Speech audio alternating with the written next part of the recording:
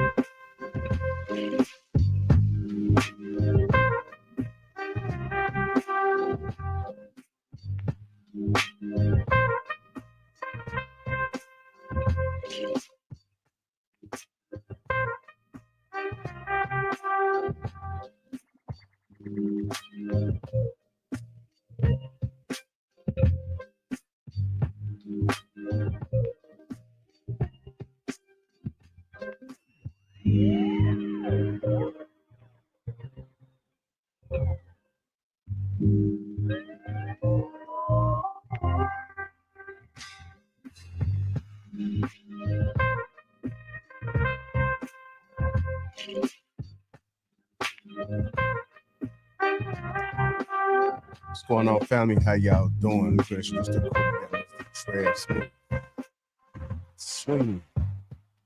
out. It's JR. What's going on, family? What's going on? How y'all doing? What it do? Man, y'all be dry as hell, man. I be trying not to go too hard, man. I be hyped to be here. Hey y'all. Okay. Hey y'all. Sup. Angie, what's going on with your light over there? What's going on with my light? Yeah. I Like want it you... to be I didn't want it too bright. Hold on. I'll turn it up. It's almost like you got the TV on or something. I'm not gonna let you guilt trip us into being hyped today, man.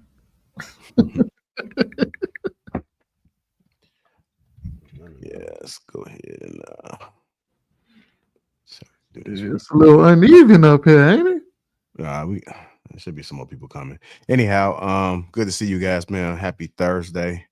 I'm still, for some reason, my camera's acting up, but I'll get it situated. Anyhow, happy Thursday. Shout out to the sponsor, T Channeling Uncomplicated Skincare for Men. 40% off along with a free gift. And if you become a member, you get 20% off for life. Let's see what we got. What's going on, Erica? How you doing? What's going on? OGJ Speed, Mark G, Dale Matthews, Christopher Matthews in the house as well. Erica, how you doing? Doug Will, what's going on, brother? Doug Will says salute Casey, aka the last of the dying breed. What's going on, 3? How you doing? Champ Talk Reactions was good. Fishing to Fit. How you doing? If you guys are catching us on replay, be sure to hit that like button. Also, make sure you subscribe to the channel. I got a little icebreaker. Swing them how you go ahead and figure out which direction you want to go with. I'll just open it up with that, and then we'll go ahead and get into the main topic. And then I got maybe one more, two topics after that. Right. So Swinny, send me this topic like right before the stream. Let me see what it was. Give me 1 second.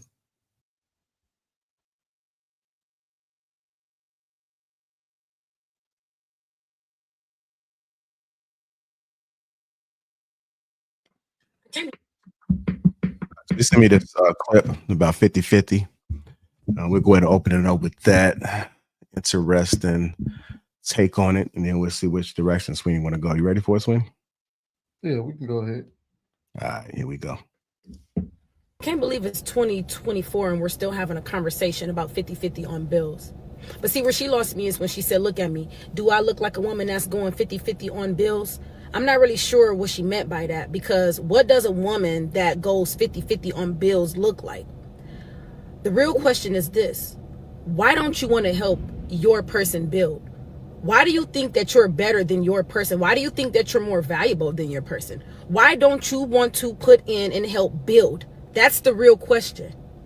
Do I look like I would go 50-50 on bills? No. Okay. I think it's time that we wrap this immature conversation up. I think it is time that women grow up, get out of the delusion that y'all have created for yourselves.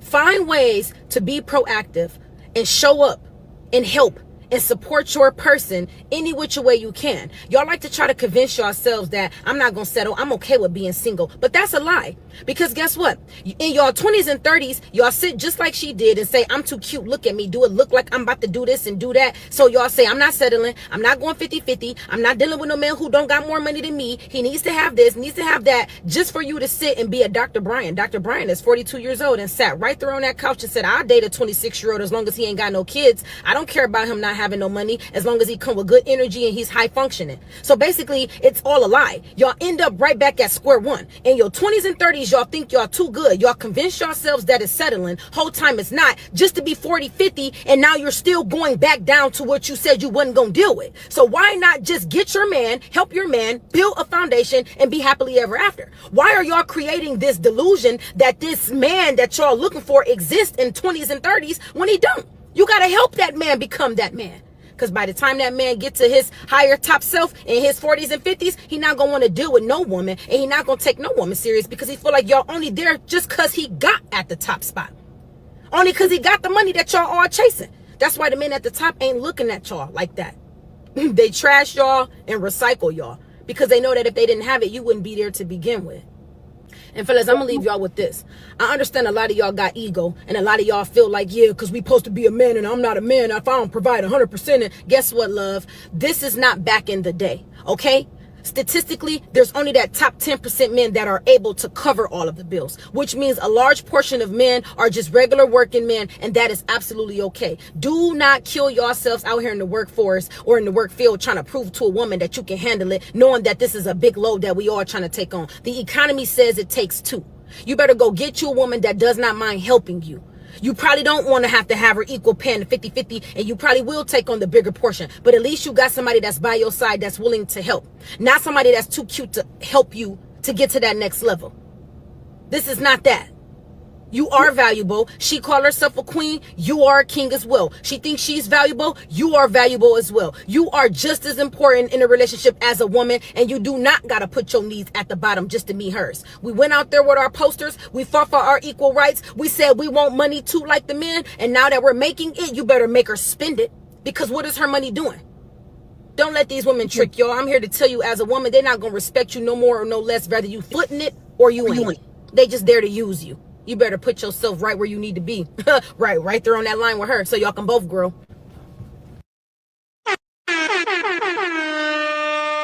right, let's go ahead and get into it. Go ahead, Sweeney. I really want to get everybody else's opinion on it. I think something that stood out to me that was quite hilarious. She said that they fought for it, they want to make their money. He was like, if they gonna sit there and get out there and do it, then you better make her spend it. But I want to get everybody else's opinion on it. What are y'all thoughts on it? Well, I would say I think she was completely right when she started it off at posing a question, which kind of hooked me.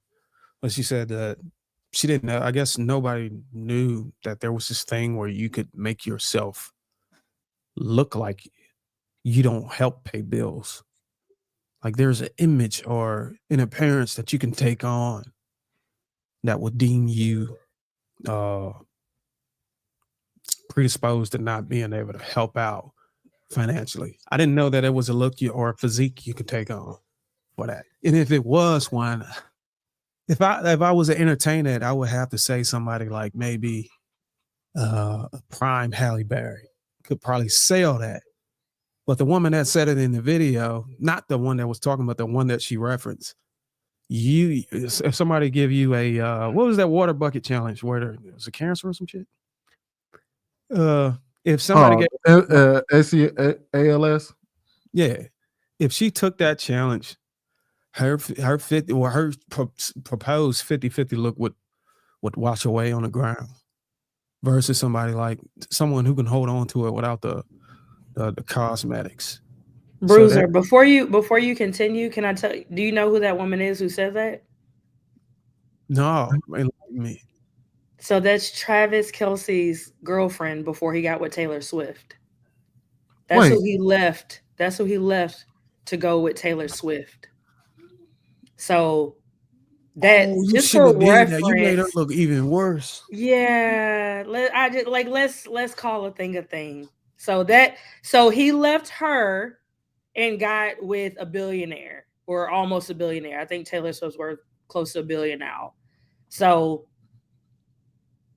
he left a woman who didn't pay bills and got he left a black woman. I ain't gonna put black on it. Let's just not do that. He left a woman who couldn't pay bills and got with a woman that can pay all the bills.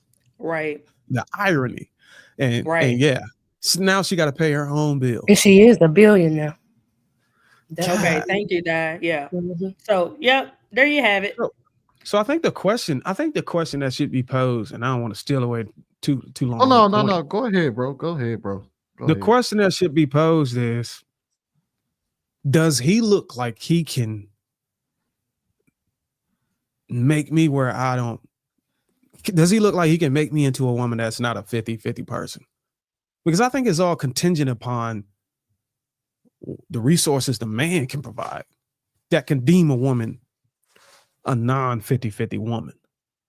Because even if you say that, based off of how I look or what I can bring, I shouldn't have to pay no bills. It's all contingent upon whether the guy can cover that, whether he has the resources and he make enough to be able to cover that, regardless of what you look like.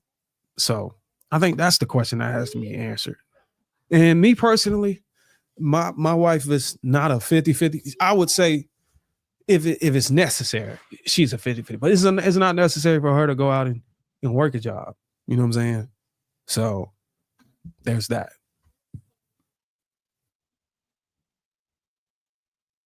I think she said everything right on the head. I agree with every single thing she said. I feel like in this day and age, you should want to be with somebody that's going to help you build. That's how you know there's trust there. That's how you know you can problem solve. That's how you know you can communicate. It's so much things that's going with building with the person. I think if it's not 50-50, I feel like she said, that's unrealistic. It's the top 10%. And there's so many people that think they can just go for it by the way they look.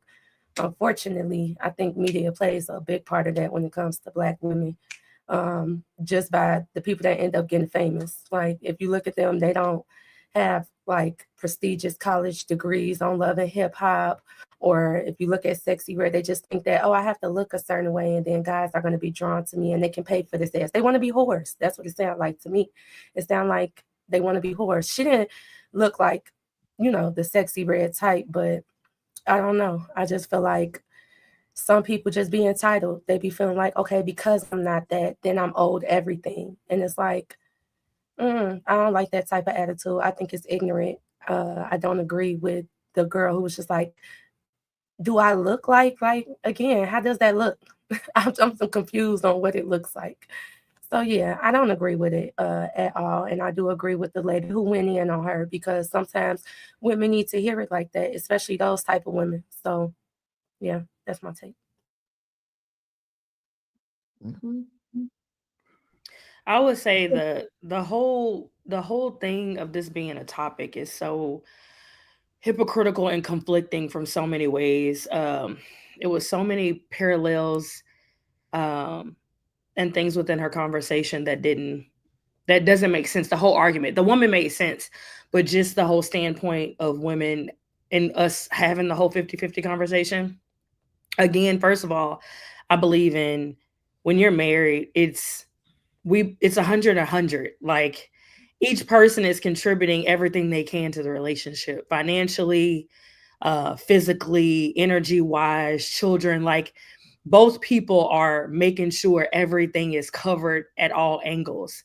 And I think as a wife, if really marriage and family and the true definition of family, like you're gonna fill in the gaps. If your husband wants you to stay at home with the kids, that's what you're gonna do. If you have this amazing career and you guys have a family business, you might be the second in command with that business, or the head administrator, or running that business, being the face of that business, or whatever. If your career was started before you got married, you're going to contribute to the household financially.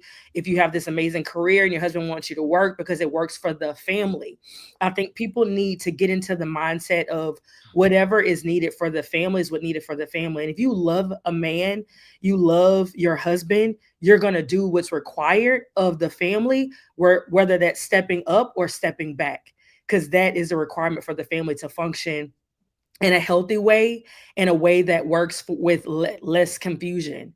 I think that's the best way to be. I think women should be palm trees, depending on the relationship and that man's career and the taking care of that family. So that mindset of this 50-50, it should be 100. Whatever is required, you do it and you adjust to it and you make it work. As far as the opposite side of it, it's confusing because we're talking about modern day women with this mindset. How are you a modern day woman wanting to work and wanting to make your own money and always talking about we're the most educated, we make the most money, which is not true. And we make this and we do this and we're making all these strides in the workplace. But then when it comes to relationship, you want to stop working immediately and not utilize any of those skills that you're throwing in a man's face. You feel like he should take on all of the financial burden and you sit back and do what after you just bragged about having all of these degrees and working in corporate America and doing all this stuff and being an entrepreneur. Where is all that energy for your family? So it gets really confusing when people talk about by themselves, they want to be this boss, but then in a relationship, I don't want to do anything. I want to be taken care of. It's very weird. It's confusing to me and I don't get it. And I'll land it there. All right. Go ahead, Trev. All right, cool. So, I mean, a lot of people got upset when Kayla Nicole dropped that, but that idea didn't just come out of the sky, right? She believes that because people around her reinforce that. If you go on her Instagram, well, she got about 800,000 followers, bunch of dudes thirsting it up. And I would gather that most of the men that she's encountered in her life was ready to trick it up on her. So it's not like she's just delusional about it. And most of these women, although they may appear so, there's a reason for that. It's because men support that. It's because men tell them like, hey, look, I got you. And I bet you when Travis Kelce was with her, he was fronting everything. If he wasn't, then she wouldn't have felt entitled to it. This sense of entitlement doesn't come out of nowhere. If no men supported it, women couldn't think like that for very long. So, although, of course, her thoughts in itself they are egregious, Garrett, I got it. But the problem is, if men don't support it, we're not enabling her to be able to sustain that type of behavior. So at some point, Put we an have asterisk to. on that. I think it's the Say again? specific man you're talking about. Well, it's enough. Whatever it is, we know not everybody's doing that, right?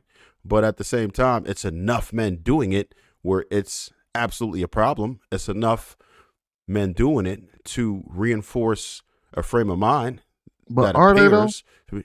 Yes. Well, specifically Yes. for her. If you think about For it, her. right? Yeah. I would say for her. I would say for her. I don't remember her being. You don't think that dudes was just giving her a bunch of bread? No, I definitely believe that she probably, I think a lot of women make money off of men. I mean, what makes her any different from, theoretically speaking, a prostitute or a sex worker or a stripper or someone that posts online or whatever? I do agree that men give her I can money, tell you. but what I'm saying is men really validating that because she's not married? There ain't no man out there literally taking care of her and they're in a committed relationship. There's nobody who's giving her that. Nobody offered to put a ring on her. We don't know that. We understand that, but there's there is such a thing as a trophy wife, right? Yeah, but she's not even being we can't picked for say that. that it never happens. We can't say it never happens, but regardless of what, I'll speak specifically for her. I got it. So let's talk about her specifically. Even if we say she's not going to get married, and a lot of people have a bad taste in their mouth for her right now, so she's probably going to have some trouble. It doesn't mean that that mindset is still not reinforced by men. That's for real. I'm sure it was reinforced. We see people like that all the time. And what makes her different than, say, Hooker that you referred to, Sweeney, is she doesn't necessarily have to produce half the time to get what it is that she wants. And people will do it just based on being around her. Can I add this part? Can I add this one point? So I think, okay, beautiful women exist every day, right? Beautiful women are taken care of every day. But for instance, this is Sweeney's point. You have a woman like Joey Chavez that has 3 baby daddies that are all millionaires, Future, Bow Wow, and the NFL player. She got on Instagram and social media this week talking about she has to save up for money for a house and that she's living with her mom because she lost her house in the fires. And everybody's like, wait, you're going to live with your mom and have to save up for a house and you have 3 baby daddies that are all millionaires? Like, I don't make it make sense. So I think, yes, she comes off and appeals as this beautiful woman that's been chosen by 3 very successful, wealthy men in different areas at 3 different times. And she's still not, quote unquote, a kept woman. She's still not a kept woman by the fact that she has that same mindset that Kelsey Travis ex-girlfriend. Like, it's not getting them anywhere. It doesn't make any sense. I don't want anybody to believe that I think that this is a successful way to go. What I'm saying is that idea is supported by men, right? So I think that she's going to fail. Most women who behave like that are going to fall in her face at some point. Right now. And that's, I agree. I think she's been failing. I agree. I think my whole thing was not to just say, all right, she sucks. We know that. But I'm saying, why is this happening? Why are women thinking that this is cool to do? And that's my whole thing. I'm trying to get to the root of it, right? So if men don't support it at all, these types of women don't exist. And that's the direction that I want to go. Not necessarily, okay, she sucks, she's a bum, she's going to fail. I think we all know that. I think we're stating the obvious when we say that. But how can we stop it? I think there's a missing layer when you say men support it. I think we have enough contrast and transparency to go another layer, to be able to give a better understanding of what type of man are even capable of funding a woman's lifestyle like that. So it's, instead of just saying men are doing that, the reason why this is men are enabling, I think it's important to say men of that stature, or men that are capable of funding that, like rich man, wealthy man, or whatever you want to call it, high earning man, instead of just putting it on men in general. You know what I'm saying? Because we can understand that men in general are not doing that. It's only a peculiar or particular archetype of man that's even capable of doing that, and we should lean in on that. I get it, right? But we can't act like this doesn't happen on a smaller scale. Like even a pretty girl on the block get hers, and you've yourself has promoted tricking on several occasions right here on this damn platform. So it happens not just with her, but on every level. There's always that woman who has that sense of entitlement, and it's always the root. The root is always for men, and that's what I'm saying. They can't think like that if we shut it down. About when I stated to Ali last Thursday, or it wasn't Ali, it was Amira. When I said, okay, I have an outcome that I want for the night, and I said, okay, do you have a bill? I think that's totally different in a 50-50 dynamic relationship. That means that, or not being in a 50-50 relationship, that's not even tricking. That's, I guess you can call it tricking, but that level of tricking is different from what I was stating. I was talking about a specific outcome for a specific time and place, not a full-fledged committed relationship or lifestyle. That's a full-blown relationship, and it's not a matter of, I wouldn't even call that tricking, because if that's the case, somebody would say I'm tricking. You know what I'm saying? No, this is the lifestyle that this is the standard that I set for my household.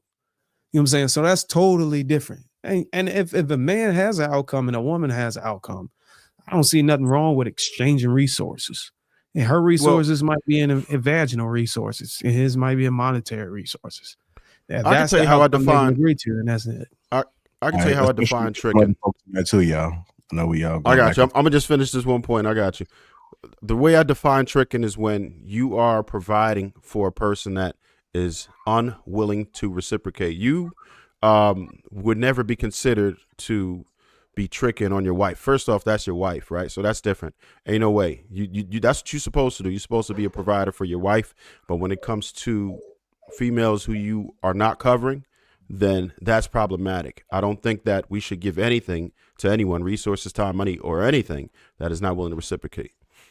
So what if the reciprocation that I'm requiring is for her to lean over and spread it open?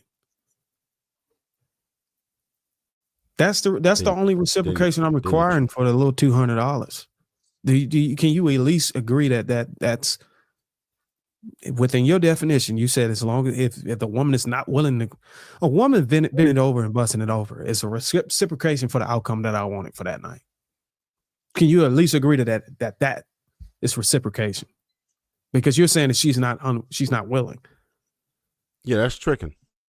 Well, that's tricking, but you said tricking is whenever she's not willing. The woman is not willing to reciprocate. I'm saying that if she's giving me her juices, then that's reciprocation.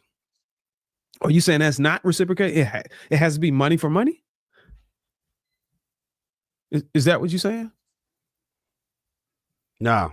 I'm gonna let somebody else go. No, come on. You don't want to I understand what Trev said, because it don't necessarily have to be the top 10%. Like, some women have lower standards. So they be like, give me this bag, get my nails done, get my hair done. They feel like they doing something because they look good, and the nigga doing it because, like you said, he won't ask. And when they doing it, they're not exchanging it as prostitutes. They feeding them dreams as they're giving them money.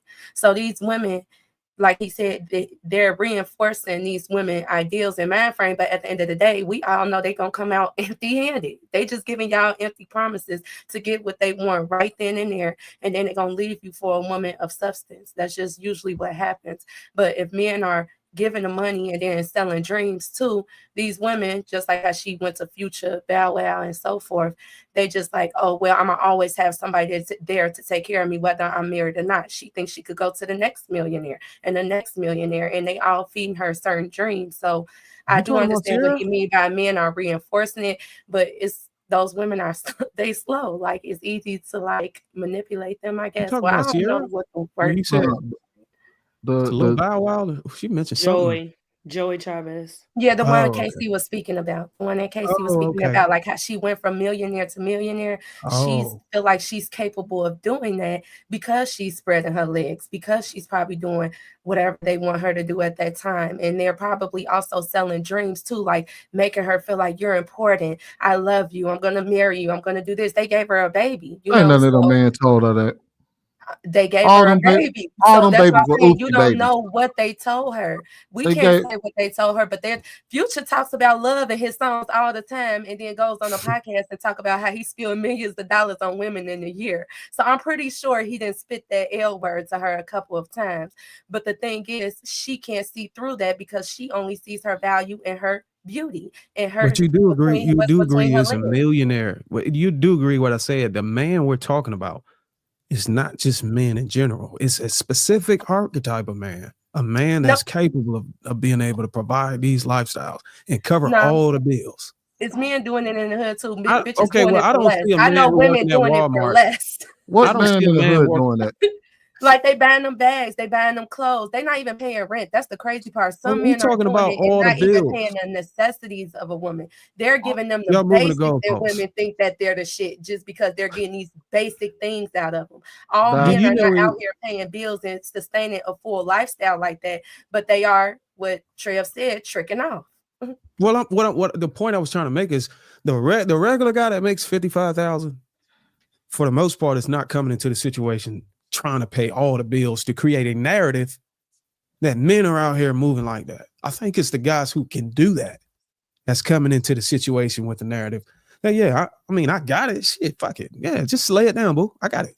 Go work out. Get the booty right. If the You know what I'm woman is saying? on low income, $200 cover her rent. It's people out there like that. What? Like, that's what I'm What saying. kind of It's people woman? out there like that. I see them on Facebook all the time. They ain't my homies, but these girls, they brag about it. They brag about these botched BBLs that these niggas is getting for them. It's like it's happening out there, and it's happening on But all you, but you, scales. but you It's do just not. understand what I'm saying. Like the men we're talking about is a specific man that's pushing this narrative that's making women believe that they're not worth 50 or they're worth more than 50 or they don't do 50-50. It's a particular level of guy that's out here giving these women this compelled thought that All I right, so can hold on. beautify myself fast. Hold on. We got to get everybody else in there. Let's go ahead and go to Aisha, Ali, and then Angie, and then we can go ahead.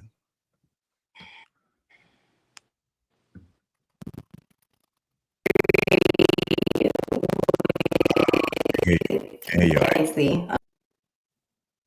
Can you hear me? Try it again. Can you hear me? It's kind of a little bit staticky, a little bit. Try it now. I would say go back out and come back in. Go ahead, Angie.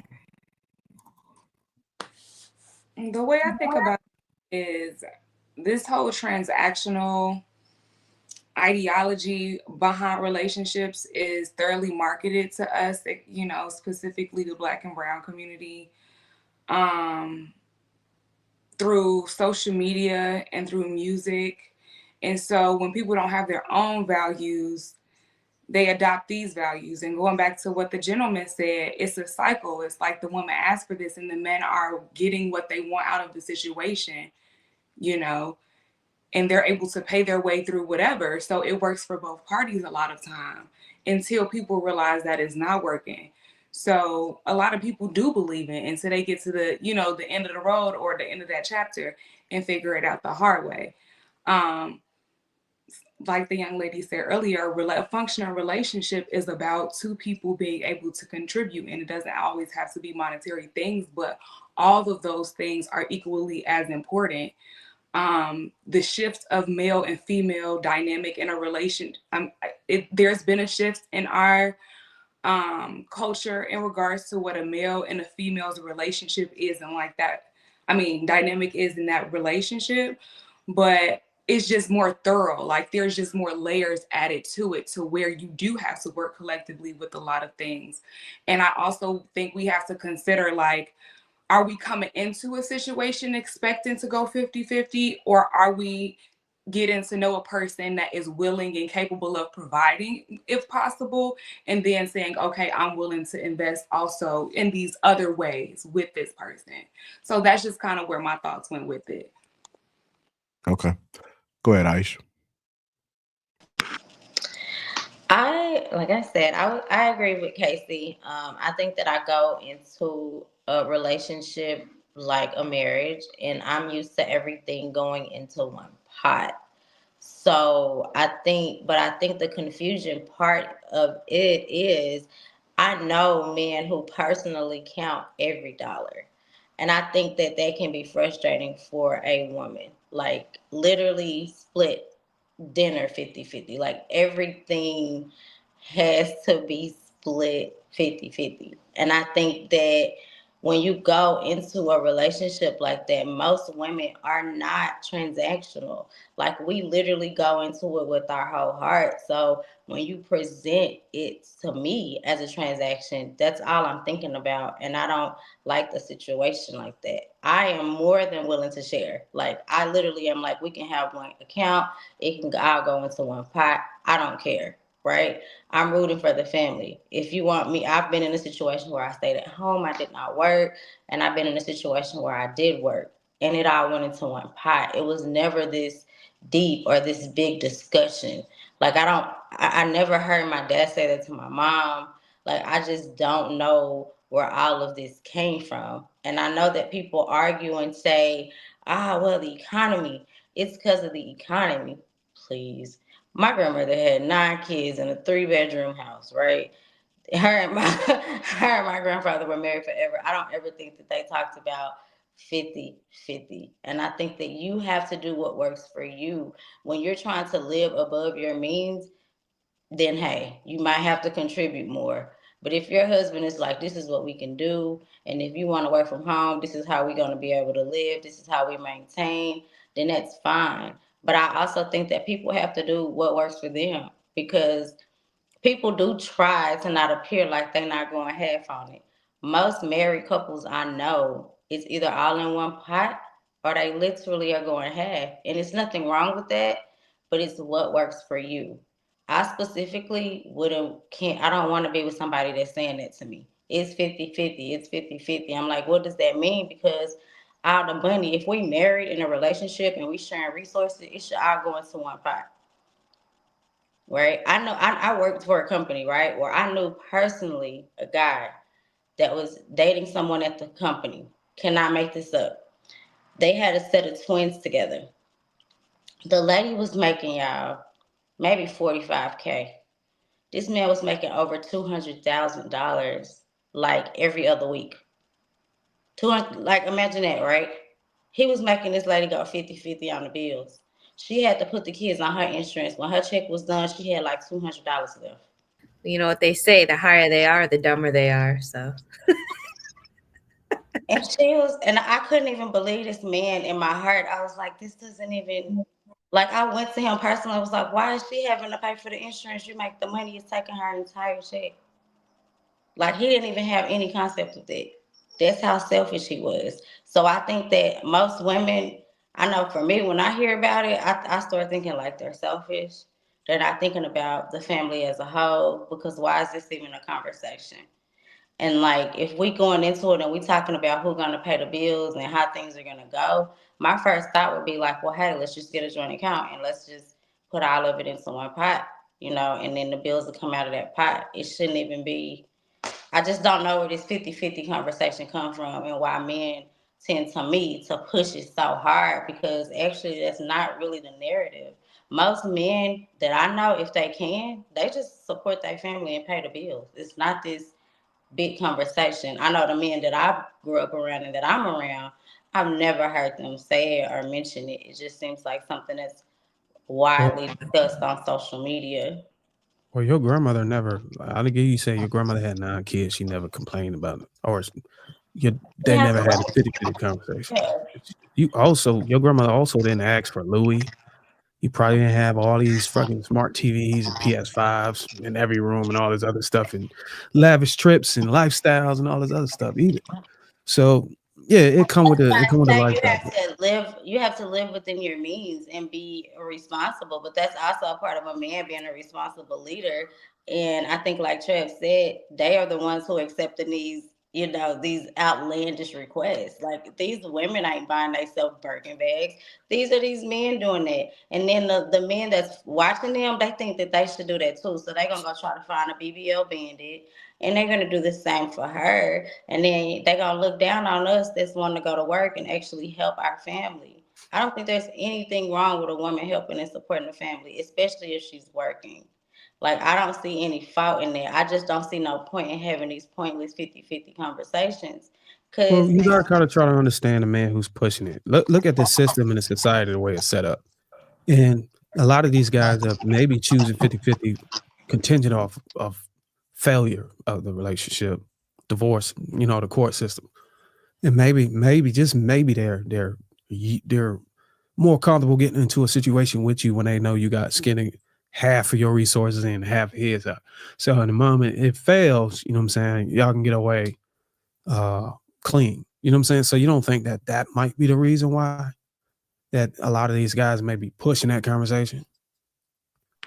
Can I say something real quick? Go ahead. I think that we have to separate the 50-50 concepts in dating, pre-marriage, and post-marriage, because then it gets confusing. Because I feel like you operate differently in those two forms of that. One is a covenant, one is something you're figuring out. You know what I'm saying? So you operate differently, you invest differently. So can we kind of separate the two a little bit?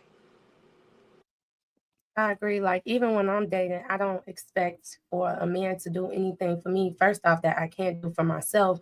But two, I would prefer, as we're in the dating stage, for you to handle and make sure you're good. I want to make sure I'm good so we could do as Aisha and Casey said. If we do decide to get married, now we have so much to bring into one pot. That's the way I would rather it be done. I don't want to touch your resources and do anything like that because, like she said, it's changed. The economy has changed. So I think that would be my ideal way of dating. And then when we're in a marriage, let's put everything in one pot, because I don't like the fact that I've seen a marriage where she's like, oh, I can't do this because I don't have money. But I'm like, y'all married. Why don't you ask your husband? Well, I don't want to ask him for anything. And it's like, dang, like, I don't want to be in a marriage like that. But I do want to be in a marriage where it's like, this is ours and I'm comfortable and I could be more confident knowing that I'm contributing. Now that I'm contributing, he can trust that I'm not just there for his money. I'm not going to milk him. I'm going to be more conscious of how I spend my money, and I'm going to be more responsible because I'm putting something into the pot too. But would you like to work if you're pregnant? Yeah, I've worked. I don't have the jobs I do doesn't require much labor on my body. But after I'm pregnant, like those first 3 months, I would like that time off. I would like to recuperate. I would like to put that time into my kids. But while I'm pregnant, and I'm an athlete, so pregnancy didn't take that much of a toll on my body that it does Everybody probably can't other be women. athletic. I train my sons up too. Initially, you want to come I'm the in same way, and Dad. help each other. But if you want to have kids, I would say try to get your wife out of the workplace. If you're gonna start having kids and having her, because I'm gonna train my sons to have the woman take care of the kids at home while you work. So just give yourself a grace period or some time to develop some tenure or some experience so you can level up enough level down the lifestyle. Darwin, that depends on, like Dad just said, it depends on what your job is. If it's labor intensive, that's then why I of said course you wouldn't want. Yeah, but if it's not labor intensive, being active in your pregnancy is something you should be doing. There's no reason to be pregnant sitting at home unless there's some type of health reasons or high risk pregnancy. If a person is active, you don't just pull the plug during pregnancy because that makes for a harder recovery.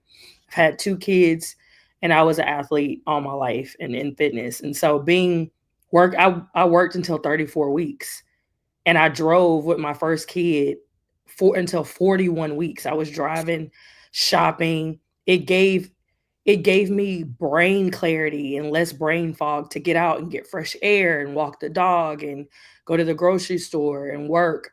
And then when I wasn't working, I was still moving around and active. I wasn't just sitting at home. So, but well, yeah, I understand. Yeah, that. I worked till I was literally the weekend that I got off. I'm like, this is my off day. Boom, baby. But after my second, I did take 9 months off, and I was blessed for my husband to be able to take care of us in that time. And so, like I said, it's always a requirement of that family and what that family needs, and the individual person and like the relationship between the husband and wife. Right. Essentially, that's what I'm saying. When my wife had both of my sons, she went to the gym. She didn't work. You know what I'm saying? I made sure before she got pregnant that, you know what I'm saying, I had already established a lifestyle that I could afford alone, maybe a year and some change before we started working on a child. So I came from an angle of being proactive, knowing that this is what we want and this is the assignment. Okay, now I'm here. You can go ahead and start transitioning out of the workforce and start preparing your mind and your habits and your natural things you do every day for being at home, because this is where you're gonna be at. And that's what I mean by training. I'm not saying you just got to sit on the couch. Take your ass. She got to take her ass to the gym for sure. You seen my wife, so yeah. So it's not a matter of just becoming a couch potato. It's just a matter. I think that men should, at some point into the marriage, and I'm glad Angie put the contrast there. That, hey, look, marriage dating. At some point into the marriage, you should be wanting to get your wife from underneath her boss, and you should be her only boss at that point when she's taking care of your children, especially. Darwin, I don't agree. I don't. Hold on, JR. Just one quick. I mean, I have a lot of married friends. Let me say that. I have a lot of married friends that have been married for over 10 years. I'll say that. A lot of married friends that have kids that are under 7 years old, under 7. 2 of my good closest friends for over 15 years, both of them just became city court judges, women, wives. They work, they are extremely successful. Their kids are taken care of. Their husbands have amazing careers. You have it has to be what is, like Aisha said, it's to that particular family and what they have going on with their situation. Yes, your husband can make 200,000, but if you're bringing in 150 or another 200,000, then what are we talking about? We're not talking about the same thing. Like, that's 2 different lifestyles. So you can do that if you choose to, if it works for that family. But if y'all have a certain goal set in mind and a certain lifestyle that works, where you're able to contribute to the house as a woman and as a wife, and taking care of the kids and making sure the kids are good and still be in your career, because their husbands married them and met them in college. So they already knew, okay, law school, they already knew what the trajectory was for where they were going. And so they married them based on that premise of who those women wanted to be and who they were going to become. But I know them more than that, so many more women, real estate agents, like women that work and bring in a significant amount of money and have children. It is possible, and it is not the man making them go to work. It's not the man fighting with them to put the children first or the family first. I think it just depends on that particular family. My mother did both. She stayed home for 12 years and then she went to work. So I've seen both sides of it. Yeah, I think it's I'm not whatever's discounting. required for that family. Right. And we're saying the same thing. I'm not discounting anybody else's family. That's just how I'm training my sons. And I know people that have high accolades that's higher than city court judge. Like, one of my wife's friends in the mom group is the queen of the mom group in the city. I think that's better than city court judge. Being the leader of the mom group to tell what park you're gonna go walk the kids at, that's way better than being a city court judge. And she run a multiple. Now you playing games out. No, I'm serious. I think that, me personally, I think that's a higher. Of course, the title of a mother. Allie in there. Go ahead, Allie. I mean, I'll just keep mine short. I didn't resonate with that video whatsoever.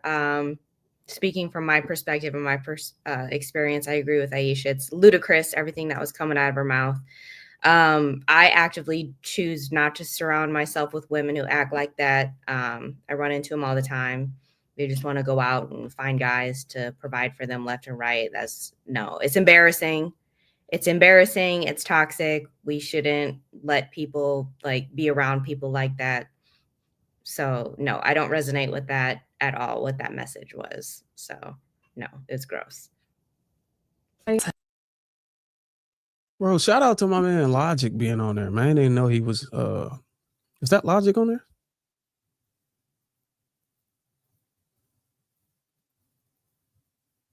Was that Mr. Logic? The first guy. Is that him? Oh no, that's not him. My bad. That's not him. I thought that was him. I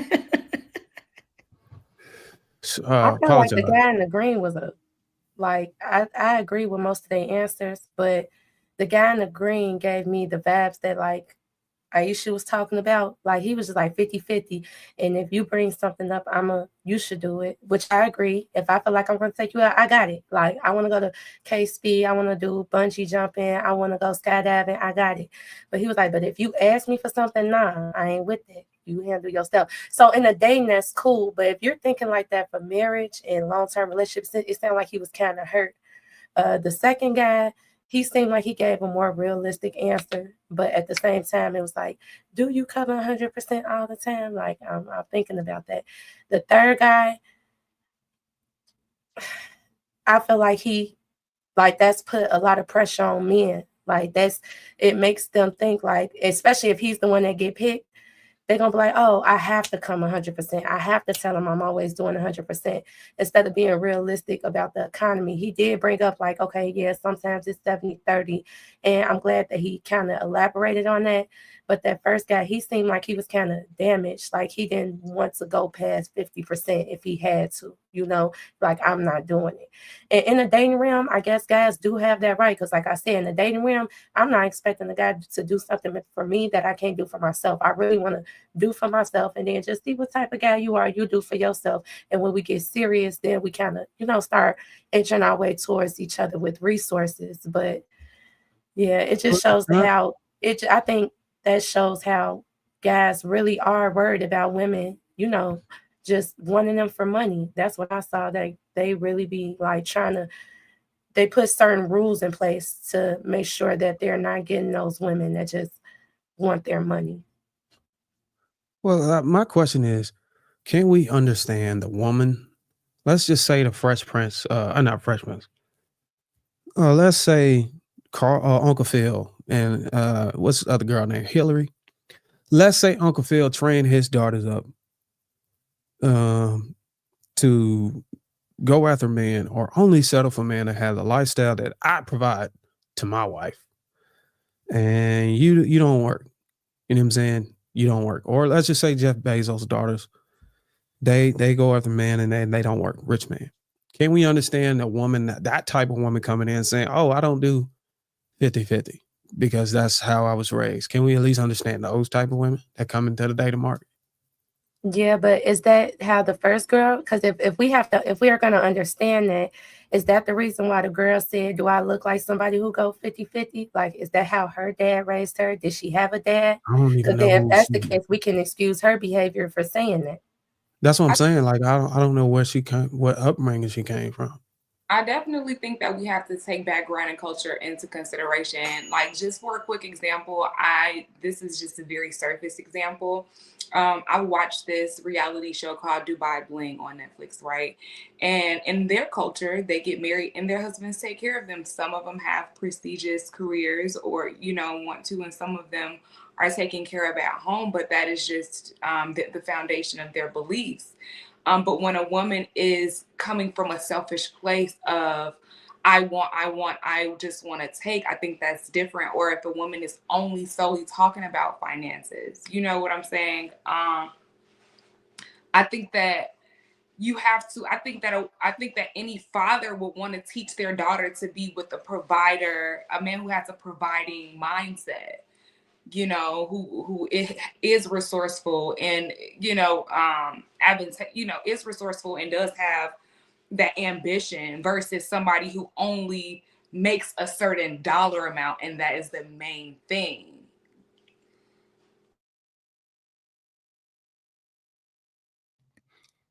All right. So, Bruiser, which one was you talking about?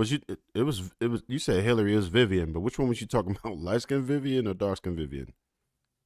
No, I was talking about Hillary, the daughter. Yeah, daughter. Oh, the daughter? Oh, okay. Mm-hmm. Because you got to understand, if women come from that type of lifestyle, I think they kind of want to mirror that type of lifestyle or want to come be ushered into a similar adjacent lifestyle when they leave the household. So you got to kind of understand that some guys, I don't know, I don't even know if this is an argument for punching outside of your weight class. I'm gonna use your words, Trev. So like if I pull up on a girl and I'm like, oh shit, that's Uncle Phil's daughter. And you know, I'm working at Lowe's or some shit and I'm living at an apartment that's $1,100 a month and damn near living paycheck to paycheck. I don't think I'm gonna go for Hillary. You get what I'm saying? Do you And I think if might that guy get go for her, he's being You selfish just like the woman is? Like how you said with women, if they just think about just the you dollar. no, So I see Bruce's point. so You have a point there because I think I found out later on, like it was like maybe a guy or two I remember having a crush on like in high school. Later on, they told me your dad and brothers, the standard was too high. I knew I couldn't compare. I couldn't compete with that. I was staying away from you. I wasn't,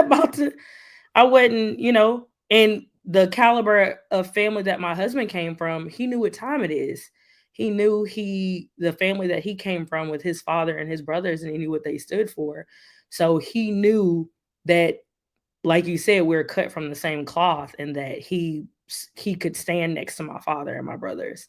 But you're right. If you see somebody and you know that's not your weight class, you better stay back. So I see your point there. I see your point. so let me ask you this, Bruce. So now when you say that, right? Like you run into a female, you can't really bag her. She outside your weight class. Does that kind of support Nicole's point where she say, do I look like I go 50-50? I think that's when Di asked that question though. And I think I kind of conceded with her, like, I don't know where she comes from. Like, does it warrant, like, does her lifestyle, her upbringing warrant this type of man that's capable of doing it? And then we may have to take that in consideration to try to understand her mindset and then just wave her off as, oh, she's just out of order or something. Like, what is her background? Like, she might come from the Coming to America or shit like that. Like, we don't know where she came from. Like, I don't know. Like, her father and mother may have trained her into be a housewife. You know what I'm saying? And I can understand that some guys are like, well, if she don't come virgin, then I ain't finna. Yeah, but if she's coming out of the household from her father and her father's training her up to be a wife, nurturing, submissive, all that stuff, and that maybe not be the woman for you. You might have to not try to knock her or tear her down. Just understand their cultural background and the traditions the family have, and maybe marry into something that you can align with, so to speak. So I think if she was truly, I'm sorry, there. I'm just gonna say this. I think if she was truly the woman that, same point. Yep, I think if she was truly the woman that you're speaking of, she wouldn't have said it and stated it like that. So we're solely talking off of how she said what she said. If she was raised to be a housewife and this and that, she could say, "Hey, my standard is that I was solely brought up and bred to pour into my family and my husband. I don't want to be in the workforce, and so I need a partner that can understand that I want to steward a home. That is my main focus, and that is how I want to be a wife. I will not be in the workforce. I'm going to pour myself into my husband and my children and my home. And so a man has to understand that if he's going to deal with me. If she said it like that, we wouldn't be having this conversation at all. But her Instagram can't look the way it looked, and she tried to ask for that anyway. But you get what I'm saying. If it's actually I dig it. Not to take away from your point, but I'm just saying this particular woman, she can't get that. All right. So it's gotta be we can agree that it's gotta be a specific woman with a detailed background that justifies asking for that type of lifestyle and that type of relationship dynamic. Surely, if what she offers is worth it to that particular man, right? So that's not gonna work for everybody because some men might need their woman to work, which is most people, right?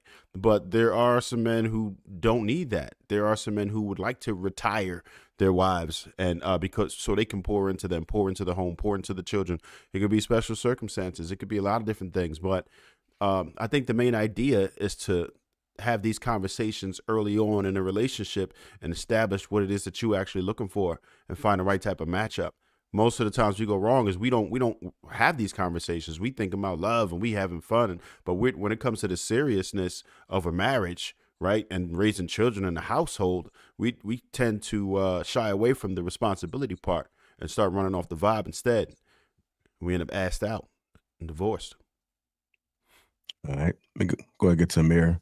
Amir, I did put the video in there, but they were just talking about 50-50. Okay. How do you feel about it? You want to check the video out first?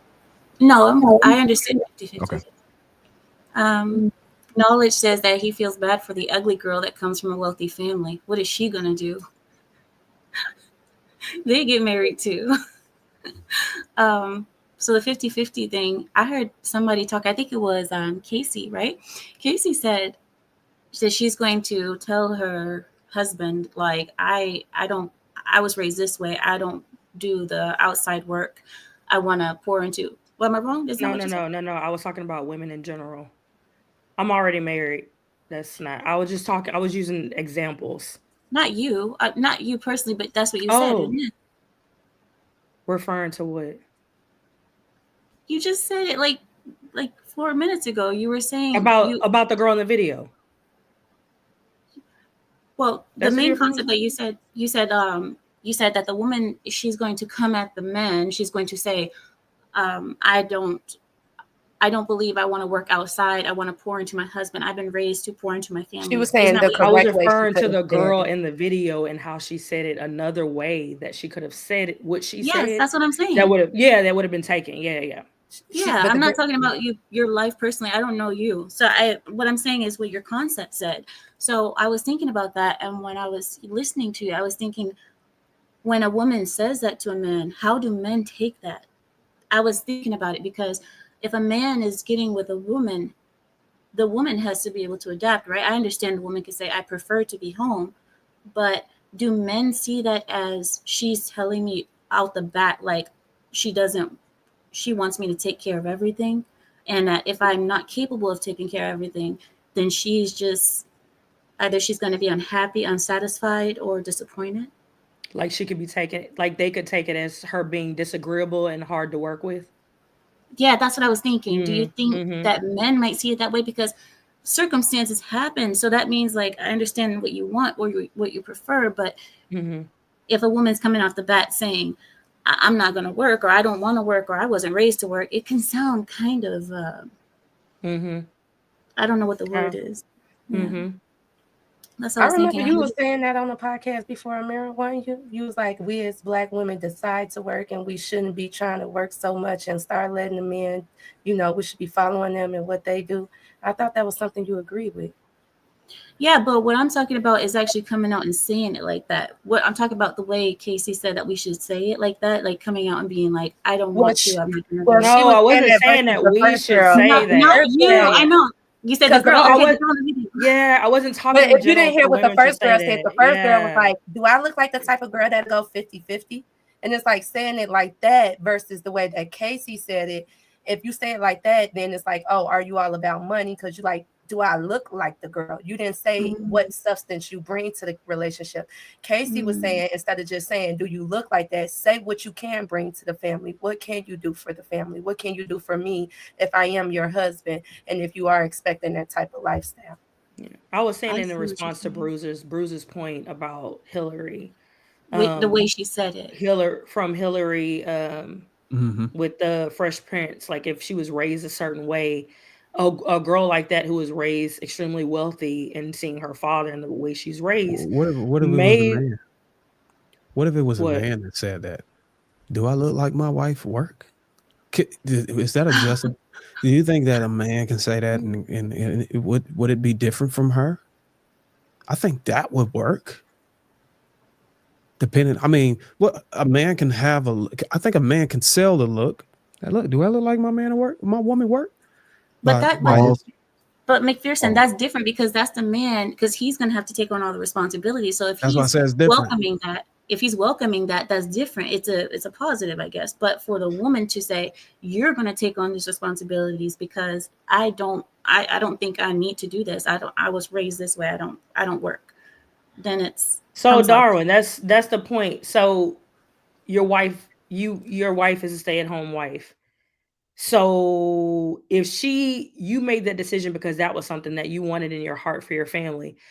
If she came to you when y'all started dating and said, hey, like, just so you know, this is a standard regardless, like when y'all initially met, would you have been turned off by it, even though that was already in your heart? Or would you be like, okay, perfect, we're on the same page? Which way would you take it? Any woman come to me saying the word, this is the standard, I'm cutting her off and I'm not even entertaining her. Period. So that's what Amir, you just made Amir point. Okay. You can't So I have a question, Darren. If your daughter, what if you remember you said when you had daughters, you were raising your daughters to make sure that they go for a man like you. How would you expect her to court them then? Well, first of all, the man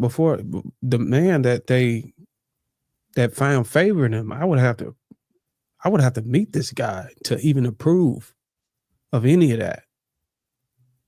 Before any of that take place, I would hope that, my daughter. I mean, in the dating around, like just initially dating. I don't want my daughters out there just dating around like that. I want them to be intentional about what they done. I don't want this serial dating, all this other shit. No. But that's why Casey says she would say what she said to make sure she's being intentional. Hey, this is what I'm looking for. This is what I expect in a marriage. But you said if she comes off, if a girl did that to you, you would be turned off. So how would she make sure intentionally dating that she's setting these boundaries like, hey, I want you to be a man of God. I want you to be a provider. I want to be taken care of like my father took care of me. She wouldn't do that. She wouldn't do that. She would have me meet him, and that's the conversation that I will have with him. It's not what if I approve of him, then whatever he says goes. It's not even about her pushing a standard on him. That's how it's supposed to be. So what about for our community with hold on, I have one more question. For our community, a lot of us have fatherless homes, but that don't mean we don't learn and can bring the same value that a woman who had a father brings. We can learn, we can go get help, we can do therapy. Like you said, we could get men of God in our lives to show us how to be a wife. So if we don't have a father to bring to them, that's when you suggest that we carry men, like go to somebody we consider a brother or something like that. That's what you would recommend. Well, okay. Here's the thing, Doc. So to kind of speak specifically to what Bruiser was saying earlier about what if a daughter learned it from her father, right? Well, typically in those situations, if a father, if when we're talking specifically about like an Uncle Phil type, right? You're talking about a divine nine, talented 10th type of person, right?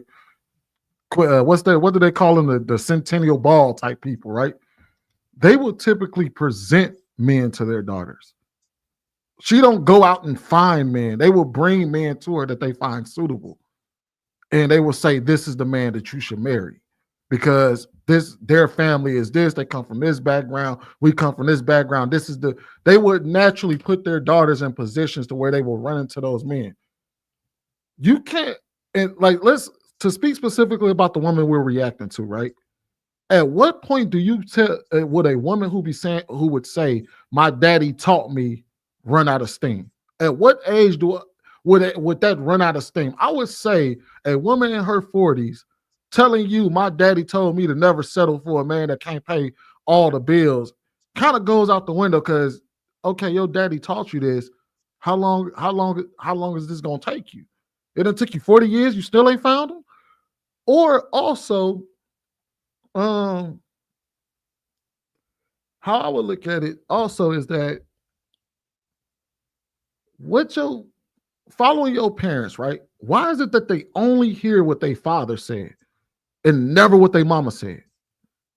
Because your mama also told you something, but you completely skated over what your mama told you about the man, what you're supposed to do for a man in those situations. All you heard was, daddy told me that I should never have to pay a bill. But you never heard your mama say, hey, you need to do this, this, this, this, and this for a man. As a matter of fact, here's the conundrum that we've seen between like the 60s, 70s, and 80s. They heard all the provider stuff. They heard all these people telling her that the man need to provide. And when they saw what the women of that time had to do to have a man that provided for them, they rejected that part. So they saw their mom and said, I would never sit at home and work that hard. All this unpaid labor, I don't want to do that.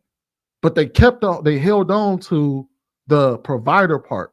That's the reason why a lot of women hate their grandfathers and love them at the same time. You can say, you can vilify that whole generation of men and call them abusers, financial abusers.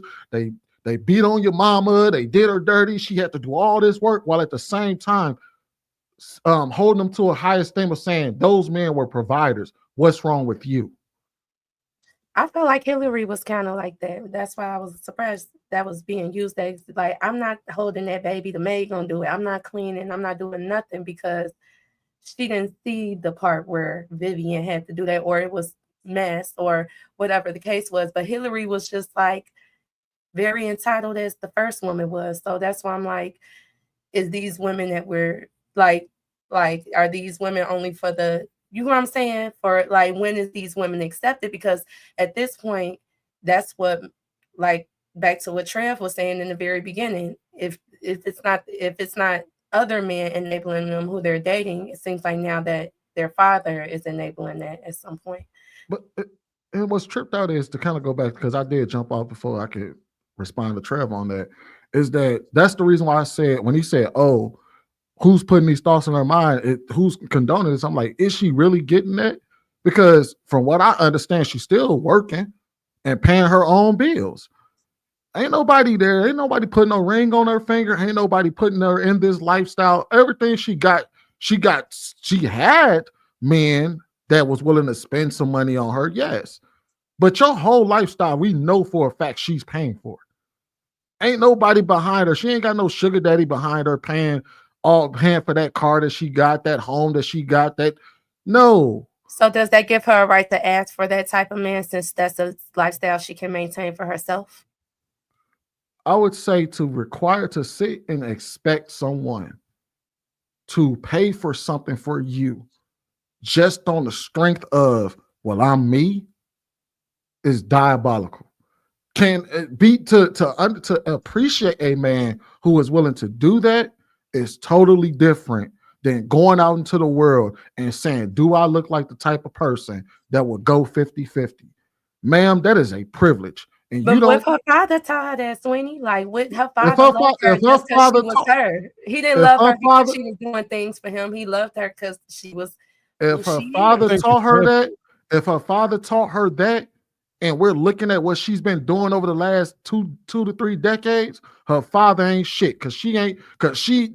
How did your father teach you to be a provider, but he never taught you how to be a good woman? I think to Trev's point, he stated earlier that let's just take the father telling her to do that off the table. Indirectly, men are telling her to do that. The particular man that we described, the man that can carry the weight like that, or telling her all you gotta do is be beautiful and stunning. What they say, Darwin, and they tricking if you got it. They're not telling her that either. Because there's a reason. I'm about to tell you. There's a reason. Made a really good point. No, he did, but there's a through reason their why actions. There's a reason why she hasn't gotten it yet. Is because those men will say, "I'm going to do this for you, but here's my expectations." And every single time those expectations start to kick in, she runs. Yeah. So they're telling her, "Yeah, we can provide. You're very beautiful. She is a beautiful woman. Let's not pretend like she's not a beautiful woman. She just don't have the retention mechanism." The problem is that that's why I said that she's not actually learning this from anybody, because they tell her, "Yeah, we can provide for you. Yeah, I'll give you the whole world, but I expect this from you." And she says, "That? No, I'm not doing that." Yeah. Can I jump in? Yeah, go ahead. I was thinking when who was it? It was Simone who was talking, Simone. When she was talking and she was saying that I think you said something like it shouldn't be the woman saying it, or I agree with you. I agree with you that the woman shouldn't have to say that. It should be the family who is saying that. That's why it seems weird. It seems weird either way. A woman saying, "No, I'm not going to work. I'm not going to do anything," and a woman saying, no, I'm going to take care of everything. I'm going to be 50-50. Both of them sound wrong. I don't think it's in a woman's place to say that kind of stuff. This is why I think what cultures is like the family is the one who provides that standard when they give their daughter to a man. The family provides that standard. She doesn't have to say that. She doesn't have to defend herself and give reasons why she shouldn't have to work. I think a lot of going back to culture. Hold tight. I think a lot of women do it. Hold on, Dad. Oh, sorry. AP Accountability Partner $20 says some of these conversations are goofy to me. As a married man, I was looking for a very specific type of woman. I'm a regular dude. I don't make a ridiculous amount of money. The woman I chose got on board with my program. Siege D199 says, hey, all right, Darwin, man. Mr. Travoda 250. I'm a black man, but it's only FBAs. That's shame tricking. Most men know that all relationships are transactional. Taking a girl out to dinner so you can smash or paying her phone bill to smash. What's the difference? AP $20 says she already knew she had to make a lifestyle adjustments. She doesn't have to work at all. She manages the house, my travel, my schedule. This is wild to me. If she don't rock with your program, keep it pushing. Mr. Travoda 125. There's nothing wrong with a man providing 100% if the woman is not entitled and she's grateful. When a woman is entitled, it's extremely unattractive. AP $10 says, quit trying to make all women fit your program. 50-50 or 100-100 doesn't matter. What as a man is your program? Get a woman willing to get on it. This is wild. AP again, $5 says the problem with your analogy is that women who actually like the banks, their boyfriends have to meet the dad, and dad don't approve. It's over. And lastly, AP again, $5 says go against dad and get cut off. No, those women cut you off first most of the time. There are rare instances when they buck against pop. I want to thank that has can I say one more thing? Platform. Because I want. Sorry, I couldn't hear you. I'm sorry. I'm so sorry. I didn't hear you. Another thing is living off of a man. When women say, I don't want to work, when you live off a man, do you know what that means? That means that maybe he's not going to provide luxurious lifestyle. Are you prepared to be okay with that? Are you prepared to live at his means, no matter what those means may be? Because women who say, I don't want to work, well, that means either you're looking to live a luxury lifestyle from a millionaire or more, or you're actually prepared to live. Maybe you guys might struggle. Maybe he won't provide the luxuries that you're used to when you were working, or if you were working.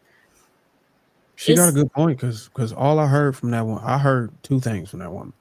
One was, do I look like I would go 50-50? And the other thing is, do I look like I would wear JCPenney or Marshalls? So that's a good point. I mean, like, from what I see on social media and in spaces, the women who don't want to work typically still want the lavish lifestyle. And I used to think that women was just stupid and they didn't know math. But I think they just don't give a damn. They're gonna push you to the brink. Period. And they're gonna call it a real man. That's what I think they're doing. And there's a lot, and to Trev points, a lot of men falling for that. So they out here slaving away until once the beauty fade, then the men have what they call it, post beauty clarity. Man, you know what post nut clarity is, man. No, he's talking about post beauty. He was beauty clarity. Because I'm telling you, when the backside start to deflate and the titties start to sag down to the hips and all this other stuff, and the coochie lips is slapping around, like you start getting this post beauty clarity. You're like, I'm not fucking finna work 2 jobs no more. You old hag. You better eat that chicken noodle soup. Fuck that fucking. I'm glad we be working out, Case. You know what I'm saying? So you gotta. I think men are justified. I say I'm glad we be working out because I stay in the gym every morning. Man, I'm telling you, one thing about a woman, that age is undefeated right now. Age is undefeated. I don't care how much you work out. But I'm gonna tell you like this. I think the lower when a woman started to come down her beauty, I think men are justified to kind of tone down the lifestyle if they're in that predicament. Wait, what? I'm gonna get Isha. Let me get Isha that. She ain't in a while. That is wild, Bruiser. Was it? Isha, what you think? That's So y'all don't think it's a beauty privilege? So you saying, bro, if you marry a woman and you agree to provide for it, man, you don't go and be like, man, since you done got a little ugly and aged, man, we about to go from eating steak to ramen noodles, man. I was speaking to the predicament. I'm saying if you got yourself in a predicament where you let beauty and her stunning look hook you into to being this overachieving provider, you got yourself in a situation already that's messed up. But I'm saying that once everything starts to tone down, I guess you can kind of relax. Like you don't want to put a break. I would say if and only if she led with her beauty and she said, do I look like the kind of woman that goes 50-50? Now, if she says that, then that's what I'm saying. So as long as you look like that, if he agrees to this, let's say for the sake of argument, this man agrees to this and says, yeah, for your beauty, I'll pay for your whole life or whatever. And she aged and the ass drop and the titties get a little pointy and she get a little fupa. And you know what I mean? She get the wrinkles on her face. Then you can say, hey, look, now you look like the kind of woman that go 50-50. You can start reducing her allowance and all that stuff because she can't keep it up. You know, all right, that's enough comic relief for the night on women. Okay, that's enough. All right. I mean, isn't that boys going wild? Boys going wild. You said it's a discount on somebody just said it's a discount. Thank you, Casey. This is going bad. How can y'all turn this into comedy when if she's at the height of her prime beauty, she can make a demand for this type of lifestyle and this X amount of dollars, but a man can't. Whenever her when her beauty don't match her demand, shouldn't we bring down the demand and match her beauty when it falls? I agree. If a man decides to go into it with that type of mind frame, that's what she should expect to happen because that's what you led with. I do agree with that. When you just lean with, right, I'm not going to put 93 octane. A man is not going to look at you and be like, "Oh, you've been taking care of my so-so for so many years." No, once you get old, he gonna go cheat on you with a younger woman. Probably gonna marry her because he want to have a couple more kids. That's why it's important to get people of substance and be a person of substance. And you got to choose between the two. Is either if I maintain the type of lifestyle and the allowance that you get, then I get to get my options on the side to make up for your lack of beauty, to compensate for your degrading. You know what I'm saying? Or a lot of women think like that. Not have my options. That's why I be scared to date those men. Then be like, "Can I do this for you?" One guy offered to buy me a car. I'm like, "You don't even know me." I ran. Oh, really? I ran dead ass, Lapeef. That was so stupid. I'm not lying. What kind of car was he gonna get you? He didn't know me. He didn't know nothing about it. He just like, "You so beautiful." So you ran past the car he was gonna buy you. What kind of car? I already had a car, and I like my Honda. I thought you ran down the street. I'm like, damn, you should have got great a car. knowledge.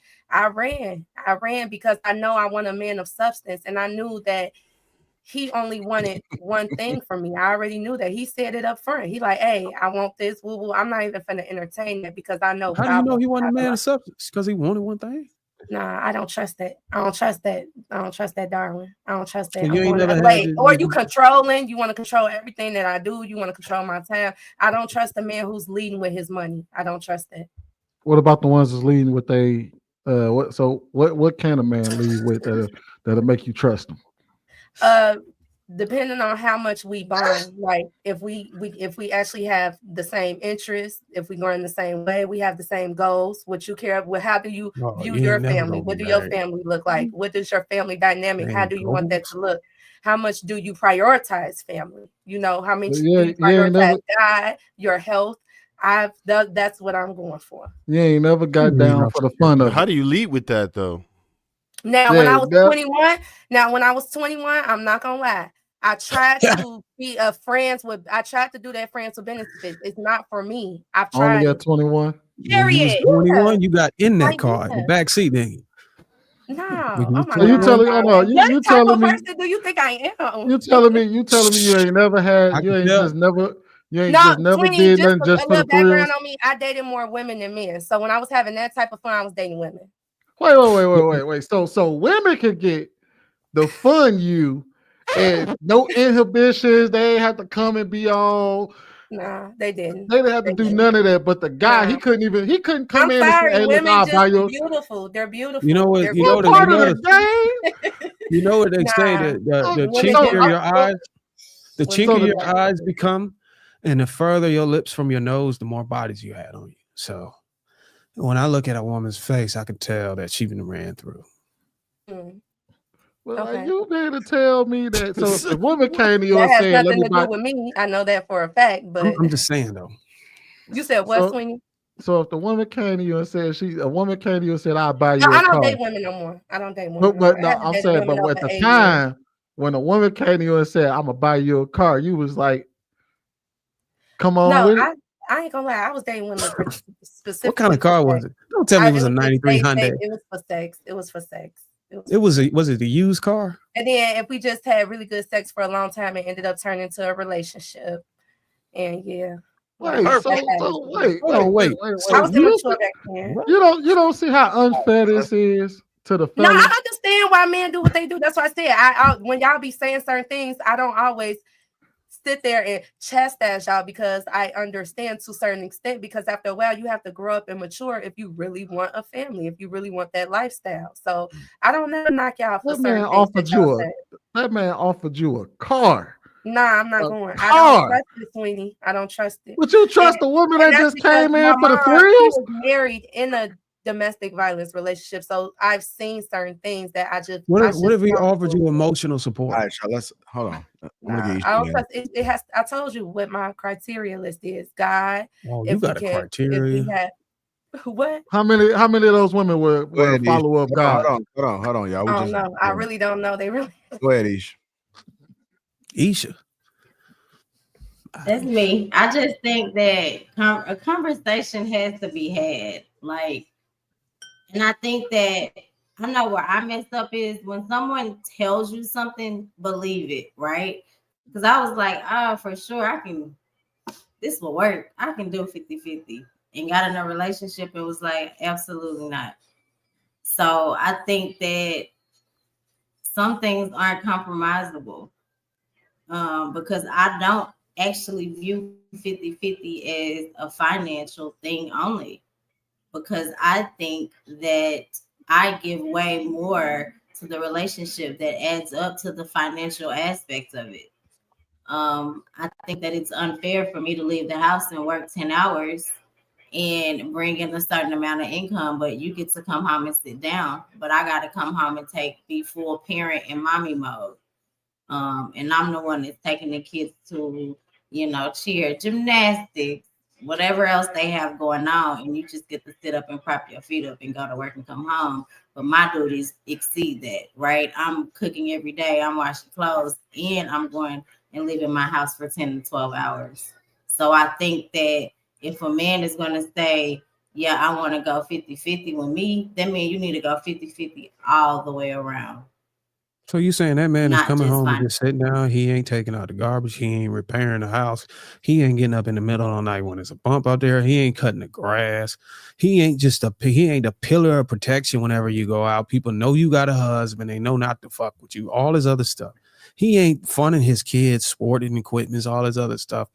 Putting together an inheritance, putting together a fund for the kids to go. You telling me that all you doing is looking at him paying the bill and coming home sitting?